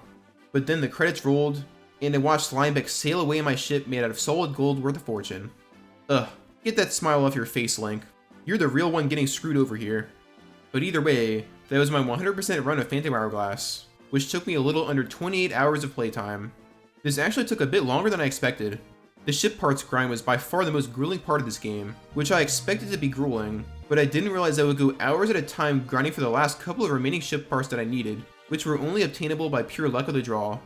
The rest of the game wasn't too bad, with even the fishing being manageable, even though it caused me some headache. So anyway, with about 10 hours of gameplay spent on day 10 of the challenge so far, I started my journey on the other DS Zelda game to be released, The Legend of Zelda Spirit Tracks. So what is required to 100% complete Spirit Tracks? Is it any more grueling than Phantom Hourglass? Unfortunately, yes it is, but it's a different type of grueling. Instead of collecting ship parts to customize a ship, I will need to collect all train parts for Link's train that he rides around in. But, instead of there being 72 parts I have to collect, Spirit Tracks only has 32 train cars that I needed. The fact that I had to collect less parts this time around definitely made me more optimistic going into this game, but more on those train parts later. I also had to obtain all heart containers to max out my health, all quiver and bomb upgrades, and catch all 50 rabbits scattered across the overworld, where there are 10 in each of the 5 realms I'll be riding through: forest, snow, ocean, fire, and sand. There are also 25 of these things called Force Gems I'll have to collect, which the player earns from helping out various players in the game, such as transporting them where they want to go or bringing them certain items. These Force Gems unlock pieces of track, which oftentimes lead to rabbits, or hidden optional stations which I'll have to clear out as well for 100% completion. There are a few more specific things I'll need to do that I'll touch on as they come up, but the main other collectible I'll need to obtain are the 20 stamps in Nico's stamp book, where stamp stations are found at various stations across Hyrule, and each stamp essentially represents that I visited and explored its corresponding station. So with that out of the way, let's jump into Spirit Tracks.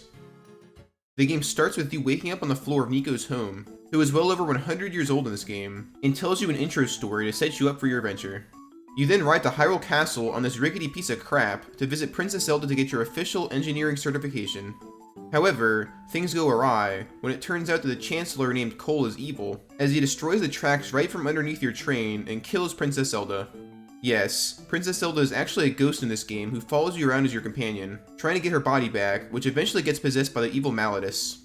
I then did a bunch of miscellaneous things, such as how to get trained to use a sword, witness Zelda's deadly fear of rats even though she's a ghost and they literally can't touch her, and met with Angine and the Tower Spirits, who gave me background information to complete my quest of saving Hyrule from Malladus to put me on the right track.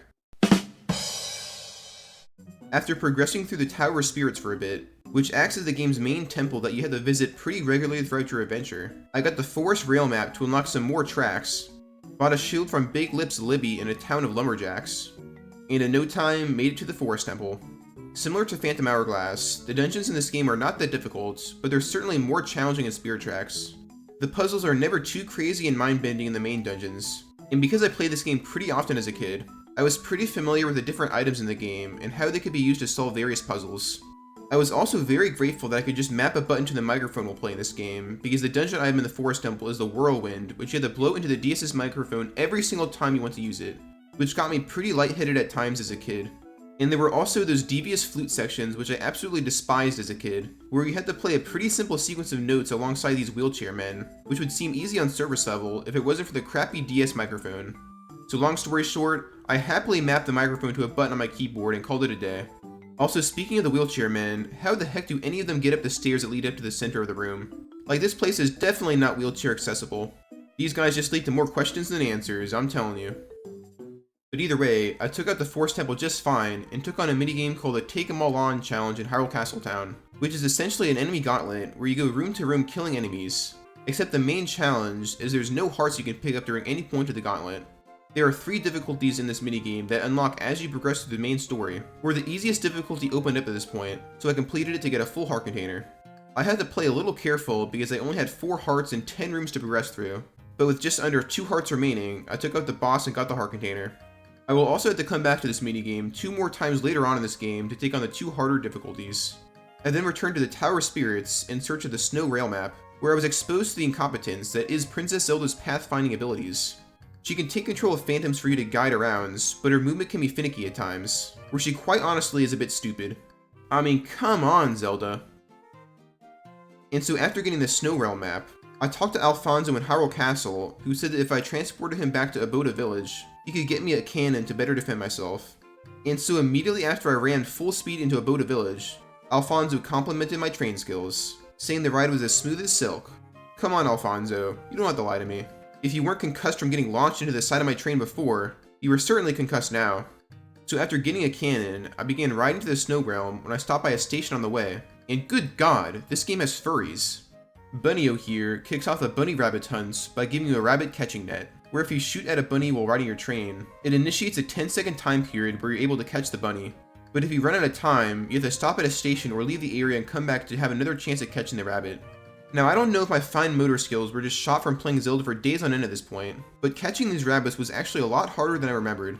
I would only catch a rabbit about half the time on each of my attempts, and rabbits located in remote places were particularly annoying to catch, because there were minutes of time in between attempts of me riding my train to a station and back to allow the rabbit to respawn.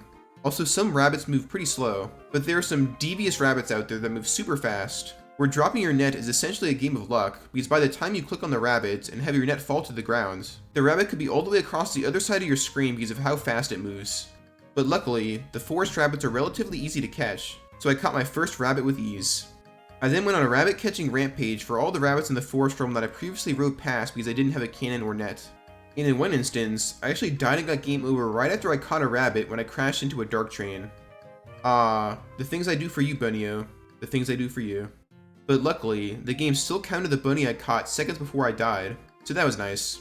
And from here, with everything completed in the forest realm that I had planned at this point, I rode over to the Snow Realm, where I taught a crab, frog-like creature in a cave who's boss, played a duet with yet another wheelchair man bound by the evils that are stairs, and rode my way into the Snow Temple. Now at this point, I was getting close to the approximate 14-hour budget that I set for myself for each day of this challenge, and I felt like I was at a pretty good stopping point upon reaching the next dungeon, so I decided I would call it quits for the day and take on the Snow Temple the next morning. So that was day 10. Only 4 days left until I was out of time.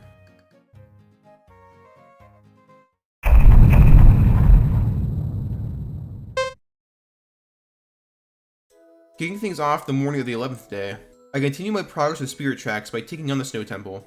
The Snow Temple had me a little bit worried going into it, because Zelda games have a track record with Snow and Ice Temples being particularly devious with challenging ice-based block pushing puzzles, and I honestly hadn't remembered much about the Snow Temple and Spirit Tracks going into it.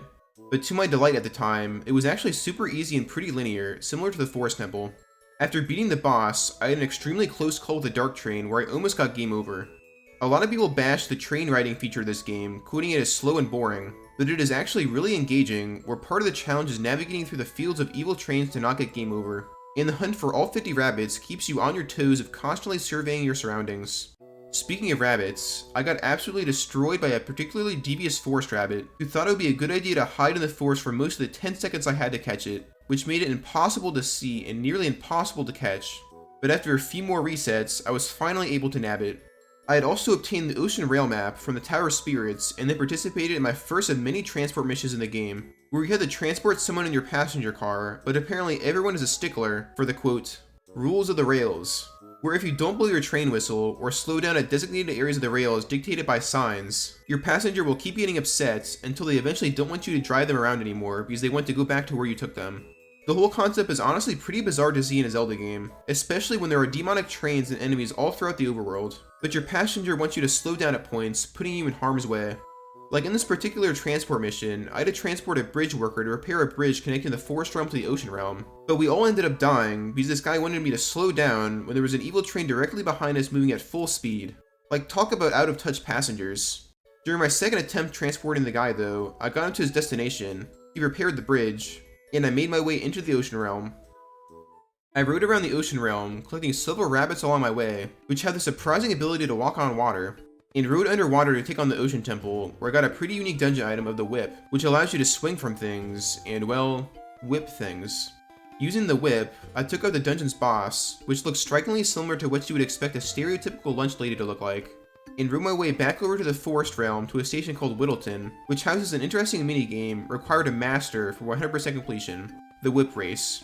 This minigame, hosted by Wood, yes, that's his actual name, is a timed race where you have to scale up a tree as fast as possible while using your whip to travel up tree branches, and the lower the time is that you complete the minigame, the better your prize is. If you finish the race in between a minute and 15 seconds and a minute and 30 seconds, you get a medium rare treasure. But if you finish the race in less than a minute and 15 seconds, Wood gives you a full heart container. But he really makes you work for this heart container, as I had to try this minigame many times until I completed it in the required time. Completing this minigame well enough to get the heart container is all I wanted to achieve at this point, but later on in the challenge, I would have to come back to this minigame to achieve one of the most difficult feats associated with a minigame in the Zelda series. But more on that later. From here, I took on the medium difficulty of the Take 'Em All On challenge, which definitely was more difficult compared to my first pass through the minigame, as I only had about a heart remaining by the end of it, but my large maximum heart capacity this time around definitely helped me out. I then did my fourth pass through the Tower of Spirits to get the fire rail map towards the very top of the tower, dozens of flights of stairs up from the base, and witnessed Anjean roll in the same room as myself. I mean, come on, how the heck do these people get around like this? But anyway, once out of the Tower of Spirits, I immediately made my way to the Fire Realm and met some Gorons who wanted me to put out some lava so that they could access their homes. But in order to put out the lava, I would need something cold to bring to them, so they gave me a freight car so that I could fetch something cold to bring to them.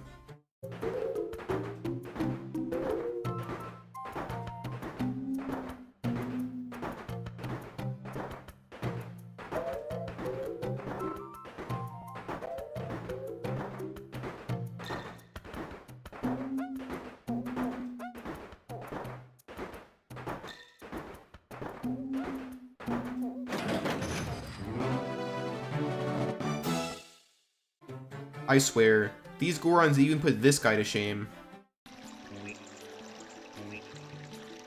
So with my freight car, I rode over to the Snow Realm and found an Anuki selling Mega Ice that I could use to put out the lava in Goron Village. He initially tried to sell it for 25 rupees, but you can actually just keep talking this guy down until he just gives it to you for free, which I took gladly. However, out of some twisted change of fate, while I was riding, these elephant creatures snorted on my ice right behind my back, so before I knew it, I was all out. So I had to crawl back to the Anuki to beg for some more, and guess what? He doubled the price to now be 50 rupees instead of the usual amount of 25 rupees. What a hustler. So after transporting the ice, I got the Gorons back to their homes and started doing a crap ton of transportation missions with my train for Force Gems. In one of these missions, Wheels here from the Snow Sanctuary asked if I could get him a fancy pot called a vessel. So I carefully transported the vessel to the guy, where if I got hit one time, the thing would break because it's super delicate. And once I gave it to him, he gave me a Force Gem which opened some rails that gave me access to a new station called the Slippery Station. Him and I were overcome with joy at the exchange, and...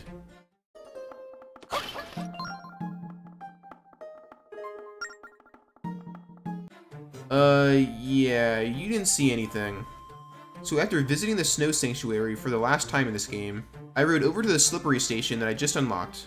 There's a few stations such as this that are unlocked optionally throughout the game that provide rewards once cleared, which are usually ultra rare treasures like the Regal Ring or Alchemy Stone. I decided to clear all these stations out because it just seemed right for 100% completion to clear all stations. But unfortunately, these optional stations are some of the hardest in the game, and Slippery Station was no exception. In this station, you have to travel on ice from one point to another, but you're on a time limit. There are 3 difficulties, where I was able to complete the easier 2 without much trouble, but the hardest difficulty is what really gave me a tough time. There is absolutely no room for error for the hardest difficulty, where attempt after attempt, I would be just short of my goal with the final treasure just out of reach. I was getting to a point that I was failing each attempt when I wasn't even aware of what I was doing wrong. I rolled as much as I could, cut corners as fast as I could, and ran in a straight line as much as possible so that I would pick up speed for longer amounts of time. So I was just trying this minigame over and over again, hoping that by some stroke of luck, I would save time somewhere to get me to the goal in time. And eventually, in one attempt, I was on my fastest pace yet, cutting corners as best as I could.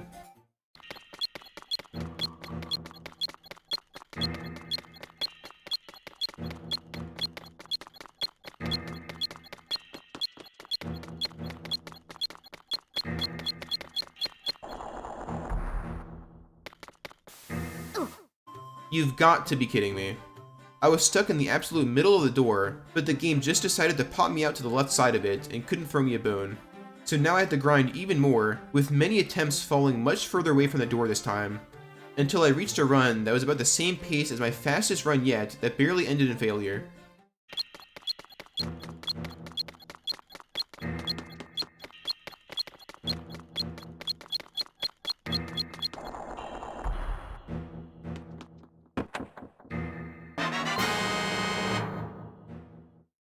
And finally, after many attempts, I made it past the door just in time and claimed my reward of the Alchemy Stone, which would soon be useful in my quest to obtain all train cars, but more on those train cars later. I then decided to tackle the Fire Temple, which wasn't that hard, where I witnessed perhaps the most useless hint in the entire Zelda franchise, where directly next to a locked door, a stone read, "Remember, the only way to open this door is with a key." Yeah, I could tell that based on the massive lock located directly in the center of the thing. Before I knew it though, I made it to the dungeon's boss, shot it in the groin a few times with my bow, and put the Fire Temple in the books. From here, I did some more rabbit collecting when something insane happened during one of my rabbit catching attempts. Check this out.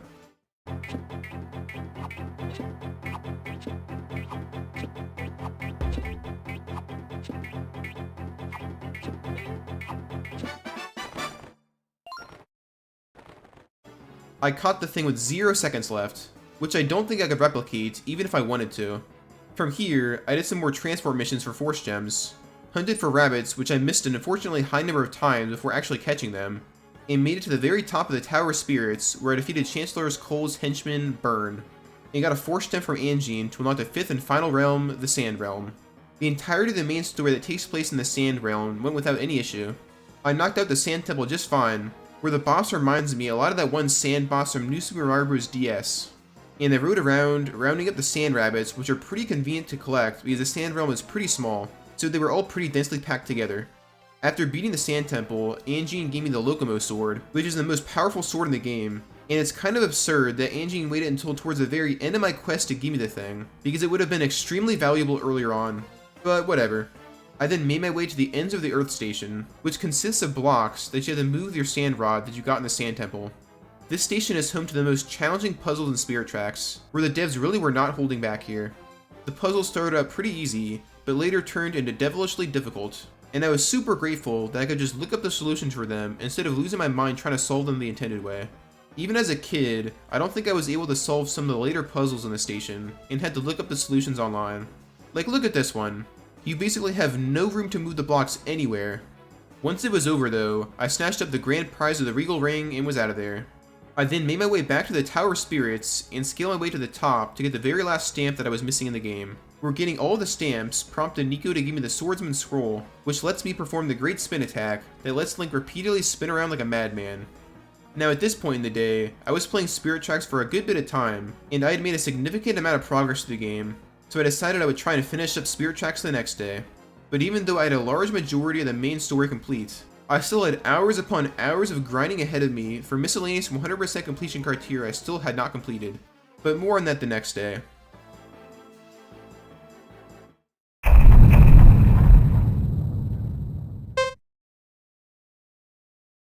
The morning of the 12th day, I booted up Spirit Tracks and continued my journey visiting a station called Dark Ore Mine in the Fire Realm, which houses the strictest transportation mission in the entire game.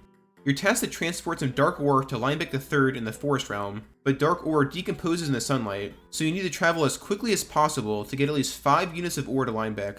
There's pretty much only one path in the game on the rails that will get him the units in time, which consists of passing through a cave that houses another one of those frog eyeball crab creatures that we defeated previously. I killed a giant monster before transporting the ore, so all I had to deal with were its babies trying to jump on me. And before I knew it, I made it to Linebeck and gave him his ore. He then gave me a force gem that unlocked some tracks in the ocean realm, which led me to the 50th and final rabbit to catch in the game. And it got away. But during my 4th attempt trying to catch the thing, I finally caught it. I then chatted with Bunny-O, who gave me a crap ton of treasure in exchange for all the rabbits I forced into captivity. And the grand prize he gave me for catching all of them was yet another Swordsman's Scroll, where this one let me shoot sword beams out of my sword. I then traversed the Tower of Spirits for the final time, where I unlocked the portal to the final boss fight. Now at this point, I could take on the final boss whenever, but there were a few 100% completion requirements that I still needed to obtain. One thing I hadn't mentioned up until this point is Beetle's Airshop, which floats around the overworlds, and you can purchase items from him by blowing your train horn to call him down to you. As you purchase more and more items from him, he gives you membership cards that get more valuable as you buy more items, where they mostly revolve around you getting more discounts as you shop with him more.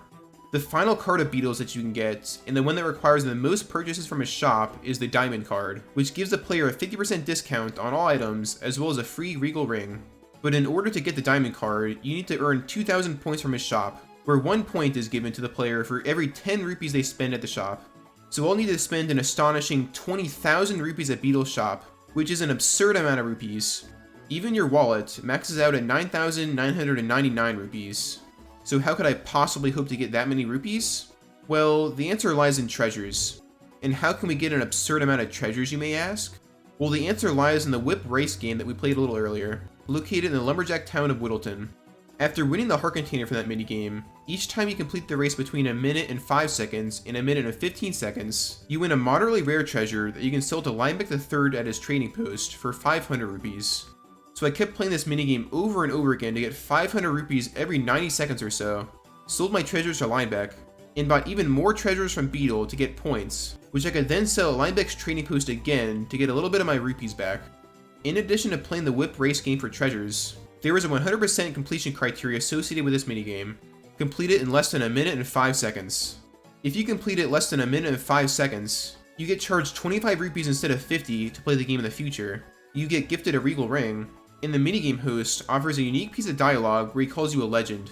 I was debating making achieving this score a requirement, but since it makes the guy start calling you a legend, I felt like I had to do it.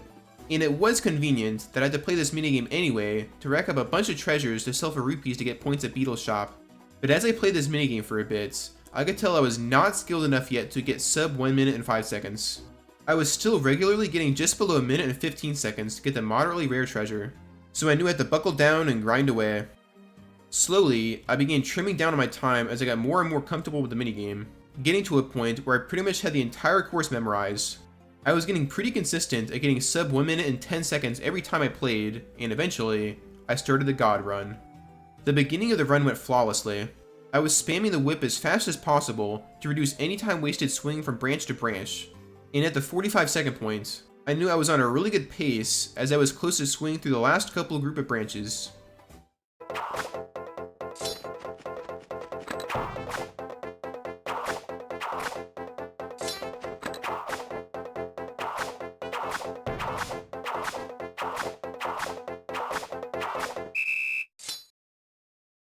1:05:54. Just half a second above the 1 minute and 5 second threshold. I had no clue what I was doing that was slow until I looked at a world record clear video of the minigame. From that video, I implemented rolling while in grassed areas to add a bit of speed, and I discovered that for the thorn arches, you actually only need to clear one thorn to pass through them instead of two. Where if you enter the arch at just the right angle with just one thorn missing, you can just barely pass through the archway. So with that information in mind, I began grinding away some more, successfully passing through the first thorn archway while clearing out a singular thorn, and made my way to the two final thorn arches in the game.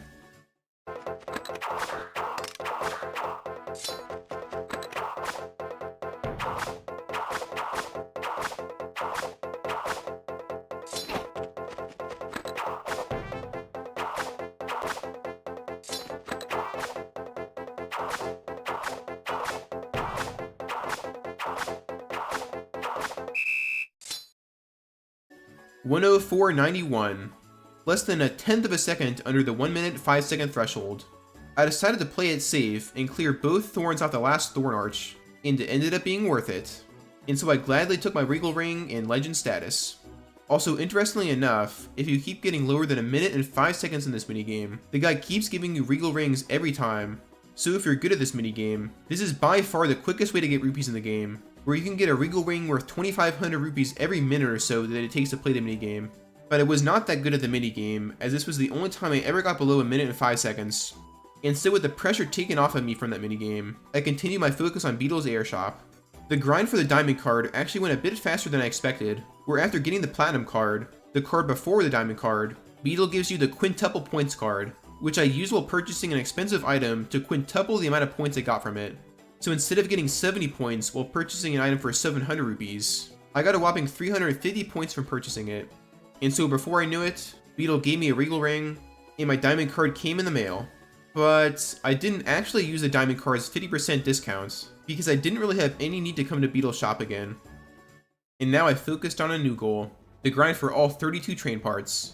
Unlike the ship parts from Phantom Hourglass, which are obtained totally randomly, you get train parts and spirit tracks from giving certain treasures to Linebeck III at his trading post.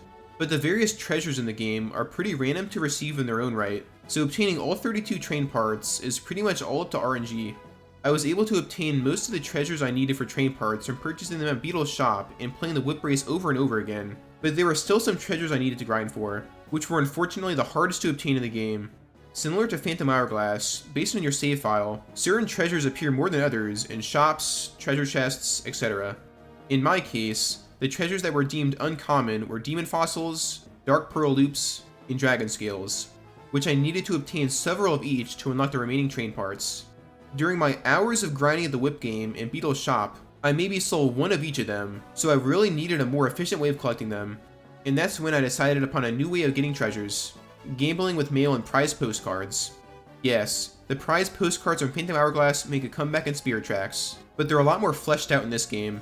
Each day of real life time, prizes are listed for 1st, 2nd, and 3rd place, where the more postcards you mail in, the greater chance you have of getting a better prize, where the smallest amount of postcards you can mail in for a day is 1, and the most you can mail in is 20. Also, to get prize postcards, you have to purchase them at a shop. So my goal was to look at the prizes for a day, bid enough postcards to get the prize I needed, and increase the day on my system until I would get all the remaining treasures I needed. And this system actually worked out really well. The uncommon prizes I needed pretty regularly showed up as potential prizes, but the one thing that kinda sucked is that I would oftentimes bet a certain amount of postcards hoping for a certain prize, but I would either bet too low or too high and not get the place I wanted. I had the most luck betting 5 postcards for the 3rd place prize and betting 10 postcards for the 2nd place prize, but even using that method, there was no guarantee I would get the prize I wanted. I did all of this grinding at the mailbox in Whittleton, where there was also a shop nearby that I checked every day for Demon Fossils, which were in stock occasionally. And before I knew it, I got all the Demon Fossils, Pearl Loops, and Dragon Scales that I needed to obtain every train car in the game. And then I decked myself out in the best train in the game that gives you the most hearts, the Gold setup. I actually found this train card grind to be less maddening compared to the ship parts grind from Phantom Hourglass, because at least in Spirit Tracks, you slowly earn treasures that you need, where there feels like there is some sort of progress being made, while in Phantom Hourglass, if you're missing one ship part, whether you grind for 1 minute and don't get the parts, or grind for 10 hours and don't get the parts, it doesn't matter because you either get the ship parts or you don't. There is no grinding for materials for it like in Spirit Tracks. So from here, I wrapped up most of what I needed for 100% completion, but I had to tie up a few loose ends. Remember that Take 'em All On challenge in Hyrule Castletown? Well, I still had the hardest difficulty to complete, where the final difficulty consists of 16 rooms. In 5 of those rooms, you have to refight all the bosses in each of the 5 main dungeons. With all the heart containers in the game, and coming into the gauntlet with 2 potions, this challenge really had nothing on me, as I blasted through the rooms with relative ease. And after beating all 5 bosses, I made my way into the final fight of the challenge.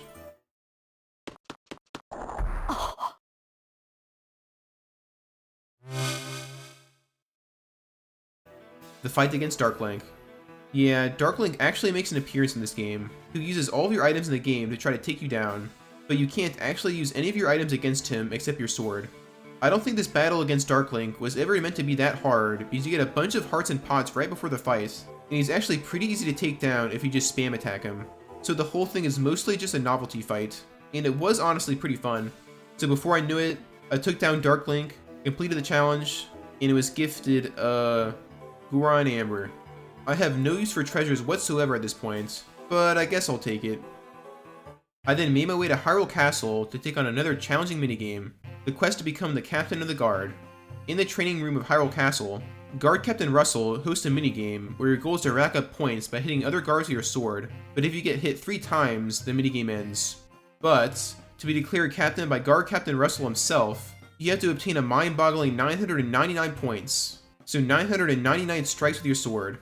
Getting that many points not only takes forever, but is incredibly difficult because the guards can quickly gang up on you, especially as your points increase, where they start to do this charging attack at Link, which can cause you to get quickly overwhelmed. For reference, this game only requires you to obtain 60 points to get a heart container, so you have to achieve over 16 times that amount to get the captain rank. Ordinarily, I would consider this feat near impossible for me, but good thing we have an exploit. In order to make your time a lot easier, you need to first try and get one of the guards trapped to the right of this wooden post here. You then need to hug the bottom wall and walk left to be next to another guard, where the third guard stays above you, standing in the middle between the 2 bottommost guards. If you stay towards the bottom of the screen, the bottom right guard will stay stuck behind the post, and you can keep wailing on the bottom left guard over and over again until you get 999 points, without needing to worry about dodging any attacks. I know I explained it like it was easy, but getting this setup to work actually took me a bit of time and a lot of finesse. The bottom right guard likes to pop out towards you. Sometimes the top guard likes to attack you even though they're not supposed to. And if you stop swinging at the bottom left guard for just a second, he'll walk away, causing the whole setup to implode. During one attempt, I actually got to around 300 points when I accidentally walked to the exit, causing me to get mercilessly destroyed by the guard's charge attack. But after getting the setup to work again, I did not mess up again, and before I knew it, I got to 999 points, had Russell end the training, and was declared captain totally legitimately. At this point, I had all loose ends tied up, so with my golden plated train, I entered the portal to the final boss fight. And boy was the final boss fight a gauntlet alright. The first phase consisted of essentially a game of Pac-Man with some enemy trains, which you had to slam into right after obtaining a Tear of Light. I'm ashamed to admit it, but I actually died numerous times in this phase. But after I got through it, I murdered the next couple of phases, where I then took on the demon train in, rail-to-rail combat, which I subdued by pummeling cannonballs at its face. I then underwent an escort mission, where I guided Phantom Zelda to reclaim her body and cause the demon train to explode into darkness. In the final phase, in a desperate attempt at victory, Malladus took control of Chancellor Cold to turn into this abomination. But with the power of the Bow of Lights, my Mad Flute skills, and Princess Zelda's assistance, we took out Malladus, saving Hyrule, and marking this game as 100% complete. And wow, this game was jam-packed full of content, taking slightly over 30 hours to 100% complete. Spirit Tracks took the longest to complete out of any standalone game that I played in this challenge up until this point. And so I watched as Malladus exploded, Link and Zelda held hands, and Wheels and company turned into balls of light and floated to the heavens. So that's how they were able to get up and down those stairs this whole time. They're all actually just little balls of light. So that's it for Spirit Tracks, and that's all that I had left in me for day 12. With 2 full days left of the challenge, and 1 more game to 100% complete of A Link Between Worlds, I could see the end in sight. But my playthrough of Phantom Hourglass and Spirit Tracks each spanned over the course of 3 days, so could I really 100% complete the final game in just 2 days? Well, let's find out. So what's required to 100% complete A Link Between Worlds? Well, being that this game is a reimagination of the classic A Link to the Past, It shares a lot of the same completion criteria as Link to the Past with some notable additions. I'll need to, of course, collect all heart pieces and containers, collect all 5 bottles, and upgrade all of my equipment to its maximum capacity, including my sword, shield, etc. There's also 100 of these little baby squid snail-like creatures I'll have to collect and save across the overworld called Mai-Mais, which I'll have to return to their mother in exchange for item upgrades. There's a few more miscellaneous requirements that I'll mention as they come up, but those are the main requirements. So let's get into the game.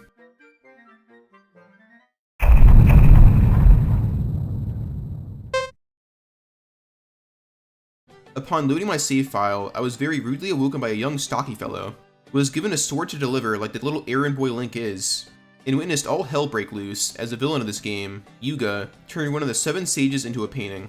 And so now the purpose of our quest is kicked off, as we're tasked to take down Yuga and restore peace to Hyrule. From here, I stocked up on some rupees lying around in chests, and decided to take on a minigame required for 100% completion, the Cuckoo Dash minigame. There are 3 difficulties in this minigame, where the goal in all 3 of them is to dodge cuckoos that fly or walk towards you, and you must do so for 30 seconds.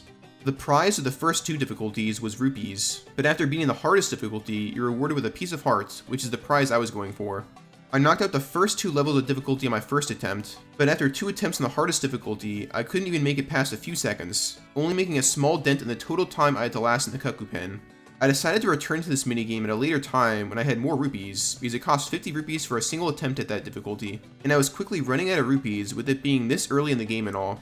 So with my remaining rupees, I bought a shield in Kakariko Village, and then knocked out the first dungeon in the game, Eastern Palace, which was a piece of cake and only took me a little over 10 minutes to knock out. With the additional rupees I got in the first dungeon, I went ahead and bought a bottle in Kakariko Village and bought a bug net from Bumblebee Man, which I mainly used throughout my journey to catch fairies for healing purposes. I then soon found myself face to face with Mother Mai-Mai, who kicked me off on the quest to find all 100 of her babies. I actually grinded finding all of her children pretty much all at once towards the end of the game, because that made checking off which ones I had collected a lot easier. I also saved a large majority of the heart piece to collect later on in the game to make checking off which ones I collected easier, where I wasn't worried about having too low health during the game because this game isn't that challenging combat-wise in the slightest. I would also carry around multiple fairies for a large majority of the game, which would heal me in the off chance that I did lose all my hearts. Speaking of fairies, I then got a second bottle to store more of them from a homeless man under a bridge, who looks like if Nintendo tried to create the creepiest looking Hylian they could think of. There's something about that well-groomed mustache and Lord Farquaad length hair that I can't get over. I then knocked out the second dungeon, House of Gales, and the third dungeon, Tower of Hera, which I'll just glance over because they were pretty easy, and I knocked them out relatively quickly. I would say Tower of Hera was probably the more interesting out of the 2, because it was cool having to scale up this massive tower with over a dozen floors. From here, I made my way into the Lost Woods, where after playing the Zelda equivalent of the Find the Ball in the Cup game, I earned the right to wield the Master Sword. Interesting that the trial leading up to it is essentially a party game, but who am I to judge? I then made my way straight to Hyrule Castle, and after a brief duel with Yuga, I was teleported to Lorule, this game's Dark World, which houses the rest of the dungeons to take on in this game. There are 7 dungeons in Lorule that can actually be completed in any order, because in this game, items such as the bow, bombs, hookshot, etc. are purchased in Ravio's shop instead of being found in each dungeon. I went ahead and completed each of these 7 dungeons in the order of the walkthrough on the Zelda Dungeon website, which I believe was listed in the order of easiest to more challenging. This order of beating the dungeons from easiest to hardest worked out for me, because by the time I got to the more challenging dungeons, I was able to obtain heart containers and gear upgrades from the easier dungeons, which made the later ones less challenging. So the first Lorule dungeon I knocked out was Thieves' Hideout, which consisted of an escort mission where you had to break this girl out of her prison while simultaneously having her help you gain access to the dungeon's boss. This dungeon contained an extremely useful item which made me feel good to obtain earlier on, Master Ore.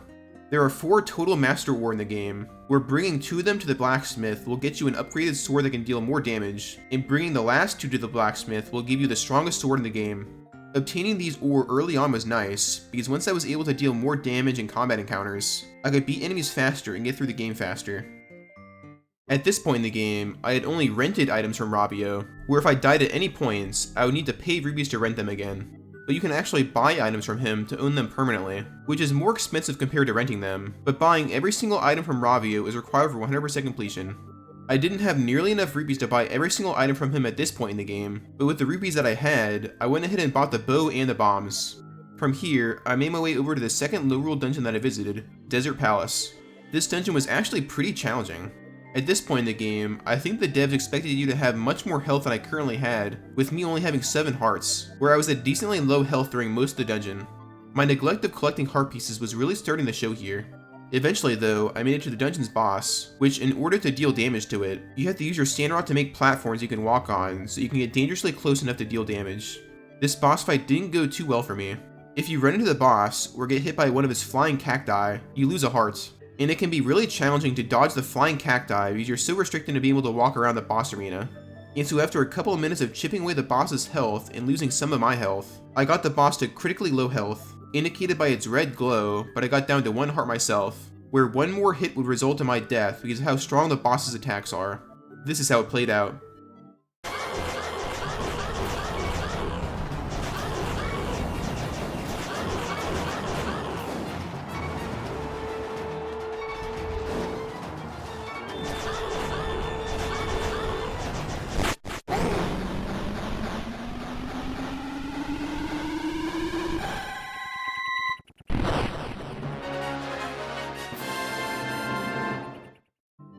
And I could breathe a sigh of relief as I knocked out the desert palace with only a singular heart left, only a simple mistake away from getting game over.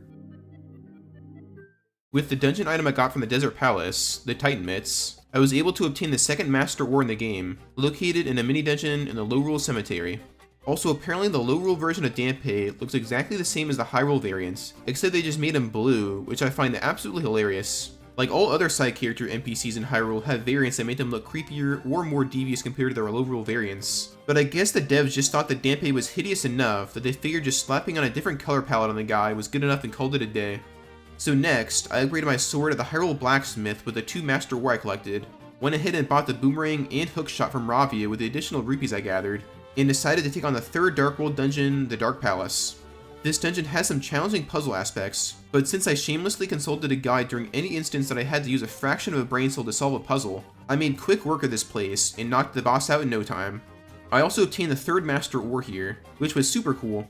I also went ahead and knocked out the Swamp Palace dungeon in low rule, which was a water dungeon in which you had to change water levels to progress through it, because apparently it's a Zelda staple to have at least one dungeon like that in most games. It was pretty simple to get through though, and it was pretty linear. Maybe it was so easy because so many people complained about this monstrosity. I also got the blue mail here, which increased my defense, so that was pretty cool. I wasn't getting that close to running out of my hearts at this point in the game at any point, but I'll take any little bit of help to make my experience playing through this game a little bit easier. Next, I made my way to the Skullwoods low rule dungeon, which I knocked out with ease, but I found the 4th and final master ore here, which allowed me to obtain the strongest sword in the game after visiting the blacksmith in low rule. I then went ahead and purchased the ice rod at Ravia's shop for a whopping 1200 rupees to use in the low rule dungeon I visited next, Turtle Rock. This dungeon was actually quite a bit of a challenge. There's a lot of random keys that you have to find throughout it in order to progress, and even with a guide, I found myself getting lost at times. I also found the Hylian shield in this dungeon, which I mainly just picked up for style points, and the fact that it's required for 100% completion. I honestly don't think I used a shield a single time during combat encounters in this game. And so after beating the dungeon's boss that was, well, a turtle made of rocks, in a dungeon called Turtle Rock, I completed the 6th low rule dungeon. Now only one more low rule dungeon to go before the final dungeon in low rule castle. And so after renting the fire rod from Ravia's shop for 100 rupees, because I unfortunately didn't quite have the 1200 rupees required to buy it outright, I made it to the Ice Ruins dungeon, which was more annoying than difficult if I'm being honest. You slide around on slippery ice during a lot of it, and you have to traverse through these massive rooms on slow-moving platforms which can make progressing through the dungeon feel like a slog. I also got the Stamina Scroll item in this dungeon, which would have been more beneficial to have earlier on in the game compared to now, but it only increases Link's stamina slightly, where I honestly didn't really even notice that much of a difference. And so after a few more slow-moving platforms later, I took on the dungeon's boss, which honestly just looks like a bundle of hair that collects in shower drains. After scorching it alive with my almighty fire rod, courtesy of Ravia's rentals, I killed the thing, putting the dungeon in the books. And so with all 7 sages saved, I climbed the spiritual staircase and collected the Triforce of Courage, which would allow me to gain access to Low Rule Castle to take on the final boss of the game. But we have a lot more to do before we could beat the game. I had totally neglected picking up heart pieces and My babies up until this point, along with other random collectibles lying around. I started with going for all 100 Mai's to get them out of the way, which was honestly a pretty tedious and time-consuming process that'll speed up to only around 10 seconds for your sake.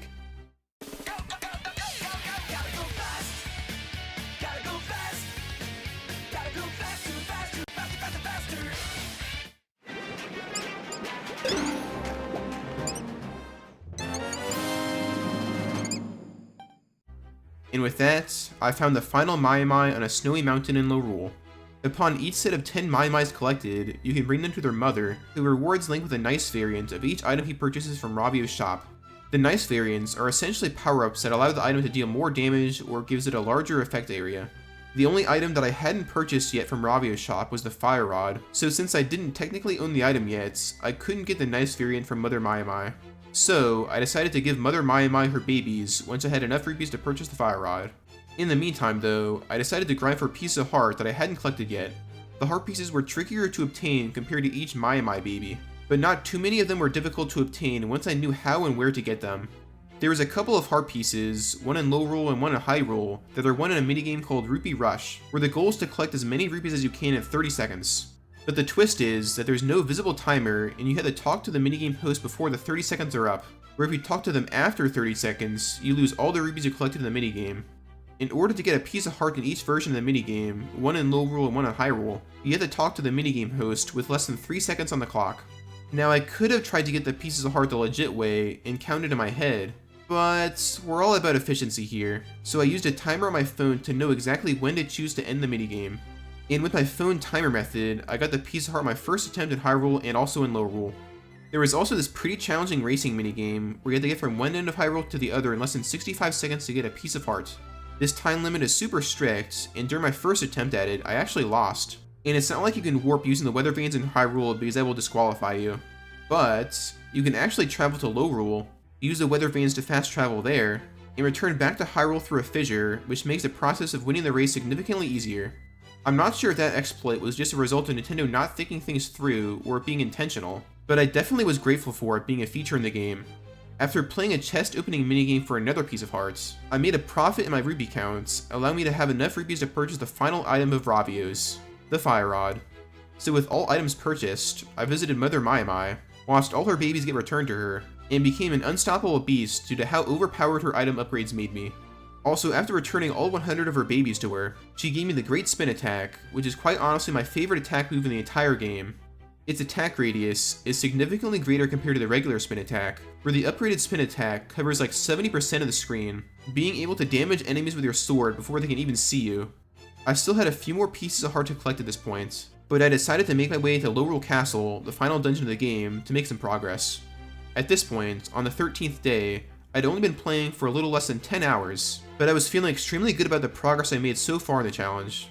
I only had one more day to 100% complete the rest of A Link Between Worlds, and I had already completed such a large amount of it.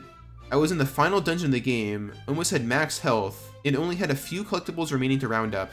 And so with less time spent playing Zelda in that day compared to all the previous days in the challenge, I decided I would continue with A Link Between Worlds the next day. Little did I know, that decision would be one of the worst decisions I made during the entirety of this 14-day long challenge.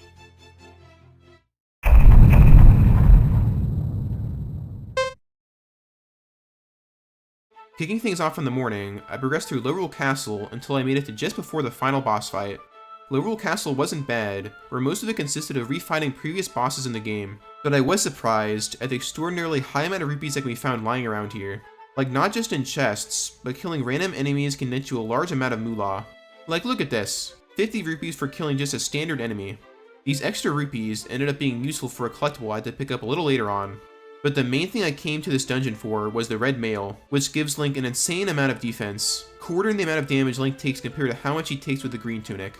After completing most of the dungeon, I made my way over to the Treacherous Tower, a minigame in Lorule, which acts as a combat gauntlet, where you progress through rooms killing enemies. There are 3 difficulties in this minigame, where I have to beat all of them to 100% the game. Beating the intermediate difficulty nets Link a piece of hearts, while beating the advanced difficulty gives Link the Super Lamp upgrade, which is brighter and has more attack power against enemies. So the Super Lamp is essentially useless, but I guess you can consider it a cool novelty item. After beating each difficulty, the spectators also throw hundreds of rupees that you can collect, where playing this minigame over and over again is truly the quickest way to get rupees in the game. I was able to knock out all 3 difficulties of the Treacherous Tower relatively easily, where I only had to be a bit careful in the hardest difficulty, but even that one wasn't too bad. The red tunic, my almost full health, and the fully upgraded Master Sword made combat a breeze, and the Great Spin Attack's insane attack radius allowed me to clear out ruins with one swing of my sword in some instances. After getting the super lamp, I visited a fairy fountain in Lorule, and using the hundreds of rupees I got from playing through the treacherous tower, I dumped 3,000 rupees into the fairy fountain to get the 5th and final bottle in the game. A bit expensive for an empty bottle made of glass, I would have to say, but okay. I then made my way to one of the most infamous minigames in this game, and one of the most brutal minigames in the entire Zelda franchise, Octoball Derby, which is essentially a modernized take on the shooting gallery baseball game from the Oracle games. In this minigame, you're given 30 pitches, and your goal is to rack up as many rupees as possible. The most common way to get points is by hitting pots, where the small red pots give you 1 rupee each, and the golden ones give you 5 rupees each. But the most lucrative way of getting rupees is by hitting crows, which occasionally fly across the screen, where hitting one of them gives you a whopping 20 rupees. There's actually quite a bit of depth to the mechanics of this minigame, where if you press forward on the control stick, you hit ground balls, and if you don't touch the control stick at all, you will hit towards the outfield. And if you hold back on the control stick, you will hit home runs. But the real tricky part of this minigame is hitting what you're aiming for in the left-right direction, where if you swing later, you'll hit towards the left, and if you swing earlier, you'll hit more towards the right.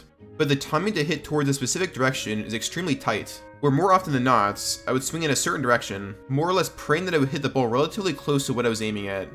Also, what's annoying is that when you have to hit grounders, it's super easy to accidentally hit the pitcher, which results in them pitching the next ball earlier than normal, which messed me up at times. Your best bet with this minigame is to always aim towards the gold shiny pot worth 5 rupees, and always aim for the crows worth 20 rupees when they fly by. The main prize of this minigame is a piece of heart that you get when you obtain 100 rupees, which was the prize I was going for. After several attempts, I made slight improvements as I played more and more, but I would pretty regularly get final scores below the 50 rupee mark. Eventually though, I was on the golden run. I had just hit a crow to get 20 rupees, with just under 10 pitches left, and I then found myself having 93 rupees with 7 swings left. If I could just hold things together and get at least 7 more rupees, I wouldn't have to play this minigame ever again. This is how it played out.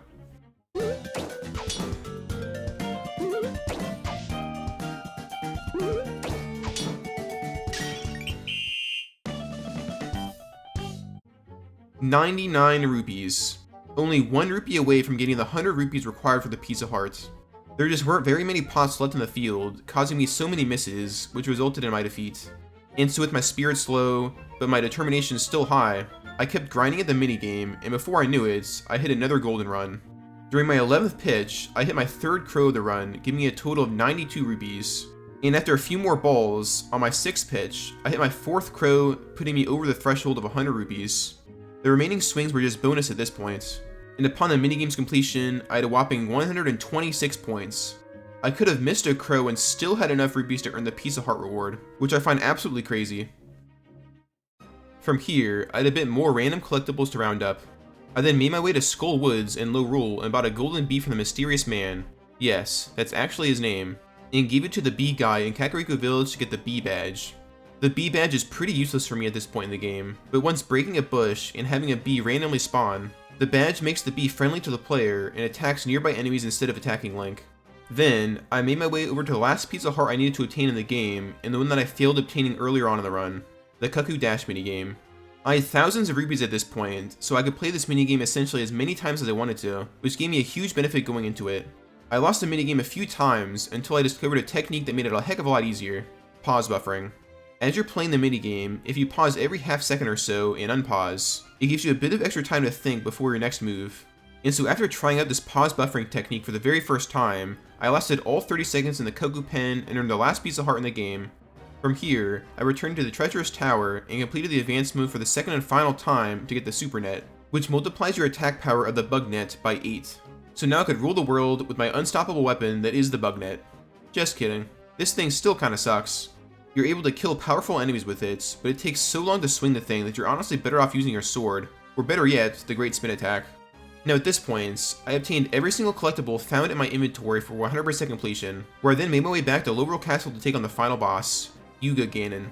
And so after smacking him around a few times with my overpowered gear, I obtained the Bow of Light, and took him down in no time, where the guy never really stood a chance. And with that, I beat A Link Between Worlds, the last game in the lineup that I needed to 100% complete for this challenge. And so with a smile, I watched Zelda and Link return to Hyrule, the Triforce returned to Lorule, and the credits began to roll, and the Master Sword was returned to its pedestal in the Lost Woods. All this progress was completed in the morning of the 14th and final day. But in actuality, there was one thing left for me to do in order to 100% A Link Between Worlds and mark this challenge as a success. One more challenge that I absolutely dreaded taking on, but deep down, during each passing minute of this challenge, I knew I would need to face this final and extremely grueling challenge. The most difficult and mind-numbing task required to 100% complete A Link Between Worlds, or perhaps any video game in existence. What I'm talking about is the Cuckoo Dash minigame Endless Mode.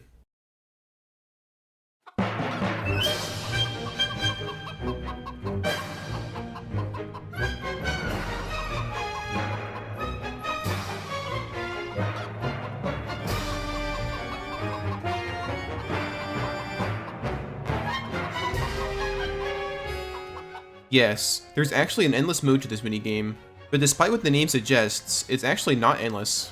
If you somehow manage to last 999.99 seconds in the Cuckoo Pen without getting hit once, the minigame automatically ends and you are declared the Cuckoo Master. Additionally, you are given a whopping 3,000 rupees, which would be honestly quite useless to me at this point in the game, along with a giant cuckoo that you can talk to whenever you want that can heal you. The giant cuckoo is pretty useless as well, but I guess it's a cool gesture to whoever's crazy enough to attempt such a monumental challenge. To put into perspective how brutally long beating Endless Mode takes, 999.99 seconds equates to a little over 16.5 minutes.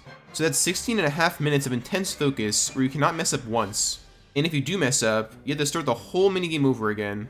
Also, to even stand a fighting chance of this minigame, you will most likely be pause buffering, which will more than likely double your time spent playing this minigame. So actually completing Endless Mode would take more like 33 to 35 minutes if we're being realistic here. Also, it's not like the cuckoos are that easy to dodge either.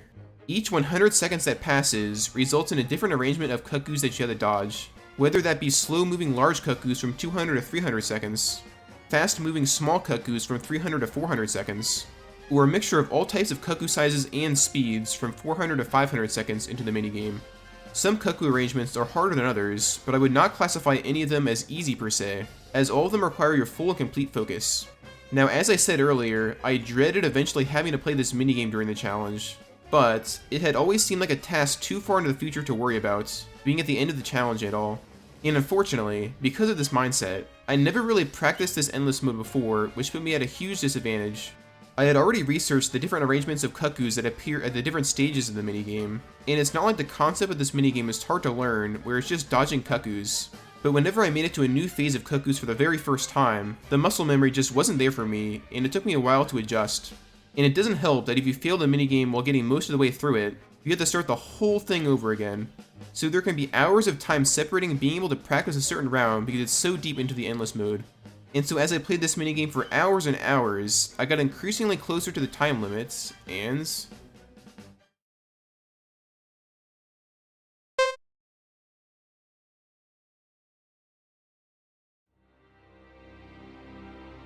I was at a time and just barely failed the challenge, with my best score at Endless Mode being 544.34 seconds.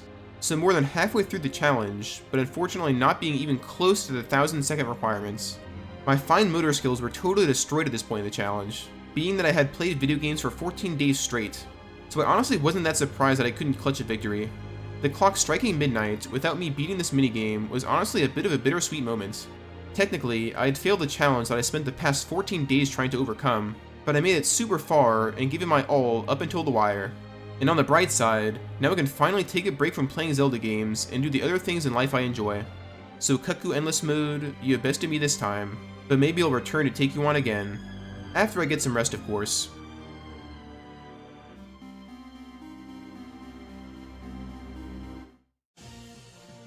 Wow, what a challenge. 14 days of playing Zelda. I didn't even play video games that much in a 14-day span as a kid when I had all the energy in the world. Check out this chart on the screen if you want to see how much time I spent playing each game, as well as how much time I spent during each of the 14 days of the challenge. As you can see, the more modern titles took significantly longer to beat compared to the older ones. And A Link Between Worlds' time spent looks especially longer because most of the time I spent playing that game was actually me trying to beat the Endless Cuckoo mode. Also, you may have noticed that I didn't play the newest 2D Zelda game, Echo's Wisdom. Well, believe it or not, that game wasn't even announced before I started taking on this challenge, so it would have been impossible for me to play. These marathon videos just take so long to make, which explains the large gap in time. And honestly, when I first started this challenge, I didn't even fathom that a new 2D Zelda game would come out after I finished making the YouTube videos for this challenge. Also, you may have noticed that I skipped over some of the multiplayer content in some of the games, such as the Street Pass mode and A Link Between Worlds, and even omitted the 3 multiplayer Zelda games entirely. I left that content out because I couldn't find anyone as crazy as me to take on this challenge with me, and it would have been impractical to constantly have someone on standby over the course of 14 days just to randomly help me out with multiplayer content. Also, I know 4 Swords Adventures can be completed in single player mode, but I felt like if I was leaving off the other 2 multiplayer Zelda games, I would leave off 4 Swords Adventures as well. And if we're being realistic here, is anyone actually upset that I left 4 Swords Adventures off this challenge? That may actually be the most unpopular Zelda game out there. But anyway, that's pretty much it. If you watched this entire 3-part series of me taking on this challenge, comment Deku Stick down below so that I can see who the real fans are. And no, don't comment Deku Stick if this is the only video of the series that you watched. I can tell. Honestly, if you watched this finale without watching any of the other parts, come on, what are you doing with yourself? Check the description and click on the links to watch parts 1 and 2. You will not regret it. Also, I do have plans for future challenges I'll be making videos on, but make sure to comment challenge ideas below that I will consider for future videos. So with that out of the way, I hope to see you in the next one.